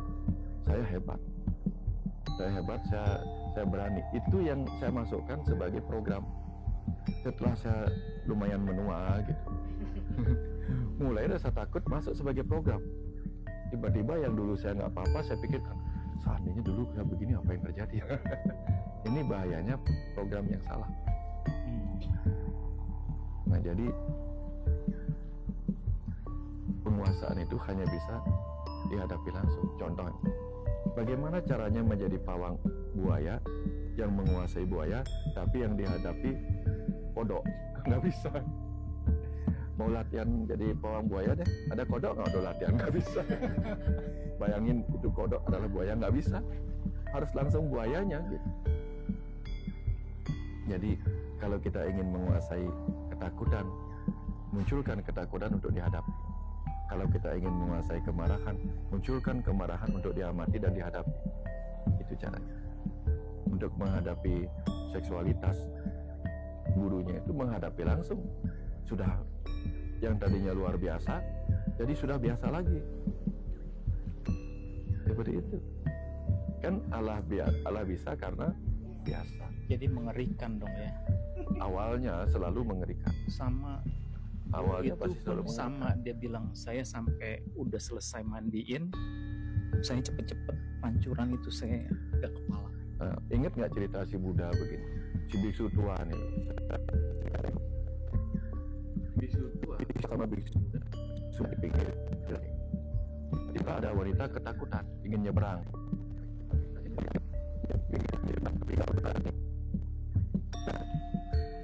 Kemudian gendongnya, si biksu tua menggendong. Terus pas pulang itu si biksu muda nanya, Pak, boleh nanya kan? Apa ya perasaan kamu, biksu tua, ketika menggendong itu? Gendong apa? Biksu tua nanya, gendong apa? Waktu bapak tadi menggendong wanita tua. Oh, kamu masih menggendong peristiwa tadi? Si biksu tua sudah lupa. Si biksu muda menggendongnya di pikirannya, di kepala. Itu pesan menohok sekali. Yang menggendong itu kan ingatan kita. Pikiran. Iya. Jadi saya waktu sempat cerita yang mengenai Pawayan ngambil tas itu kan saya stop dulu tadi. Sebenarnya cerita lanjutnya adalah di hari kedua setelah kejadian itu yang saya merasa plong itu ya. Malam keduanya saya mengundang lagi. Mengundang iya. Tapi yang hadir pembina saya. Ya itu tadi yang saya ceritakan. Dia akan hadir dalam bentuk yang lain. Tapi kemungkinan waktu Bapak mengundang saya tuh HP saya lagi offline. Lagi dicas waktu itu. Iya. Terus gimana? Iya itu aja sih. Oh ya. Ya kan benar yang saya bilang tadi. Si Roh itu mengambil wujud yang lain. Untuk urusan ini dia akan mengambil figur otoritas lain yang Bapak percaya. Ya. Bukan karena saya yang hadir, enggak. Justru saya kan maunya ke Pawayan. Waktu itu. Iya. Karena tugas wujud saya dihadirkan oleh si Roh udah nggak ada lagi. Bukan itu tugas saya. Ceritanya udah nggak cocok untuk itu.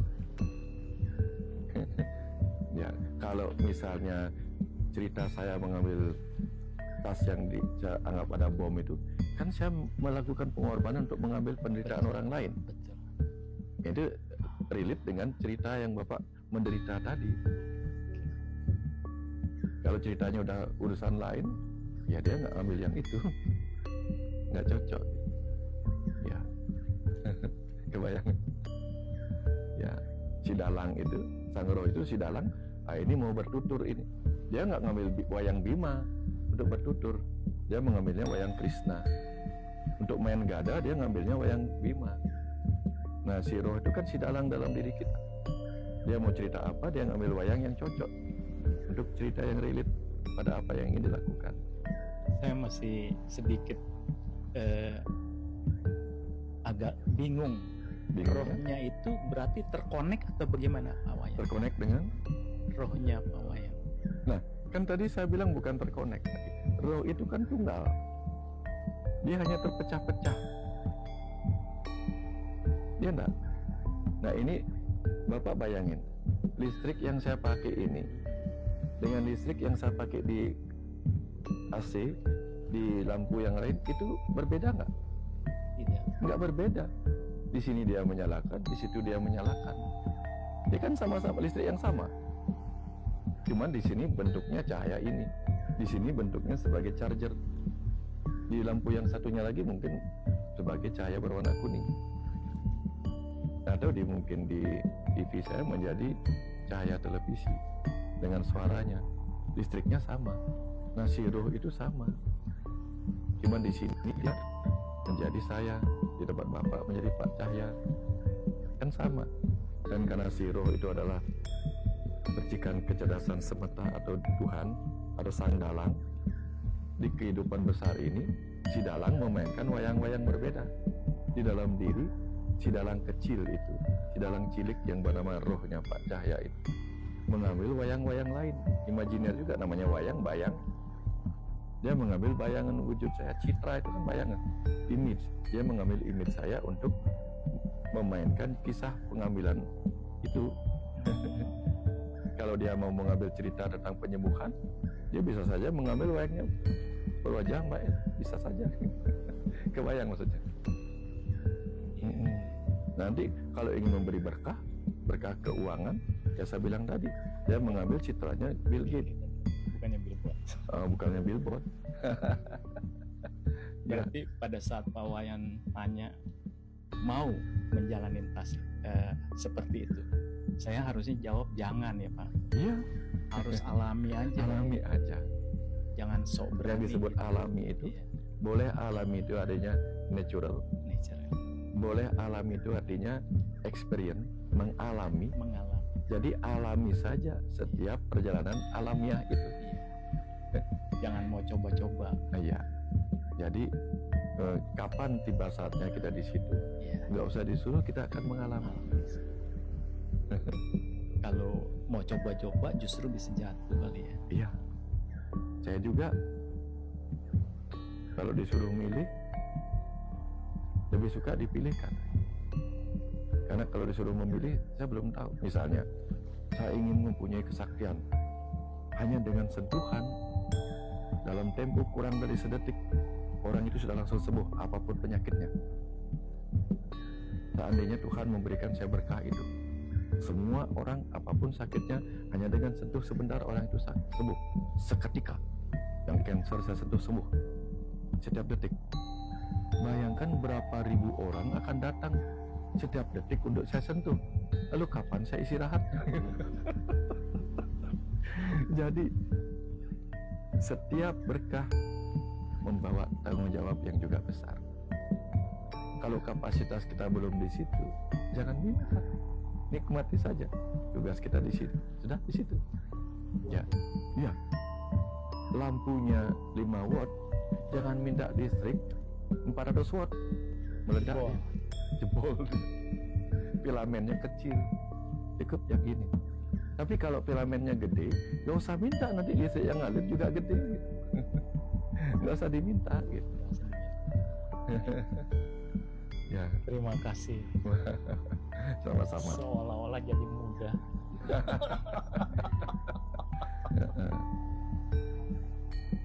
Ada mau pertanyaan lagi? Ada tanya lagi. Cukup ya? Cukup. Oh ya. bukan hanya sekarang ya, bahkan dari semalam kemarin, kemarin pagi.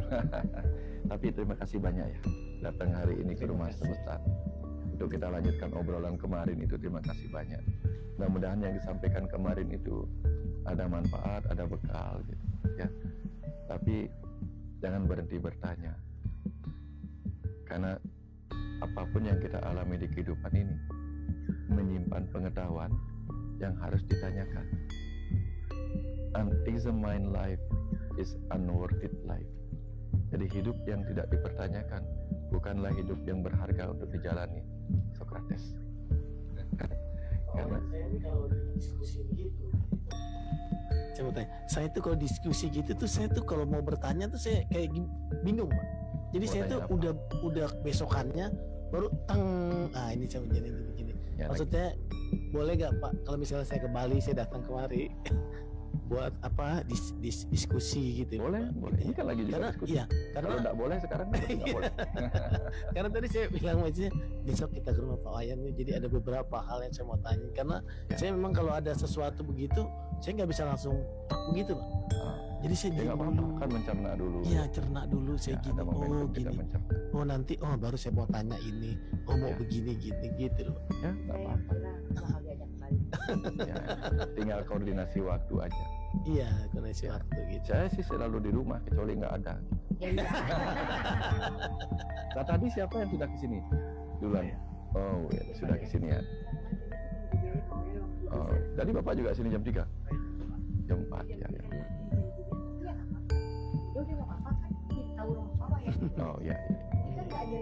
Oh ya ya. Ya. Dapat semua ya berarti. Dapat semua. Ya, nanti tinggal koordinasi aja. Kalau misalnya pas ke Bali, pas kebetulan ada acara di sini, datang aja ke sini. Oh, acara apa sering di sini? Ya kita kan sering mengadakan acara di sini. Oh. Tema-tema tertentu. Cuman informasinya sering saya share-nya di, kalau enggak di Facebook, mungkin di IG, atau di grup-grup WA. Iya. Oh. Ya. Nanti mungkin apa yang kan saya tiap hari, bukan dulu tiap hari. Sekarang tuh kadang-kadang ya pas lagi nyapu dapat pencerahan, nanti itu saya tulis, nanti saya share di grup-grup. Itu biasanya. Kalau lagi ada pesan semesta hari ini pas nyapu atau gimana, sama grup saya share biasanya. Grup pembelajar, nggak semua grup. Saya punya banyak grup. Kalau bukan grup pembelajar, nah itu salah kalau saya bagikan. Ya, nggak boleh menyalakan lampu pada orang yang lagi memilih tidur. Iya. Kapan dia terbangun dan butuh cahaya baru hidupkan. Nah kan banyak kita, ya, baik, bisa. Gitu kan grup. Saya tidur. Saya nggak tahu saya tidur jam berapa, karena begitu saya tidur saya lupa lihat jam. Enggak. Saya prepare tidurnya itu kadang-kadang jam 12. Ya pasti kan bisa dibubarkan. Hah? Enggak dibubarin. Enggak dibubarin. Iya, enggak dibubarin. Oh gitu? Oke, enggak apa-apa. Ya enggak apa-apa. Nanti kita take khusus. Ya.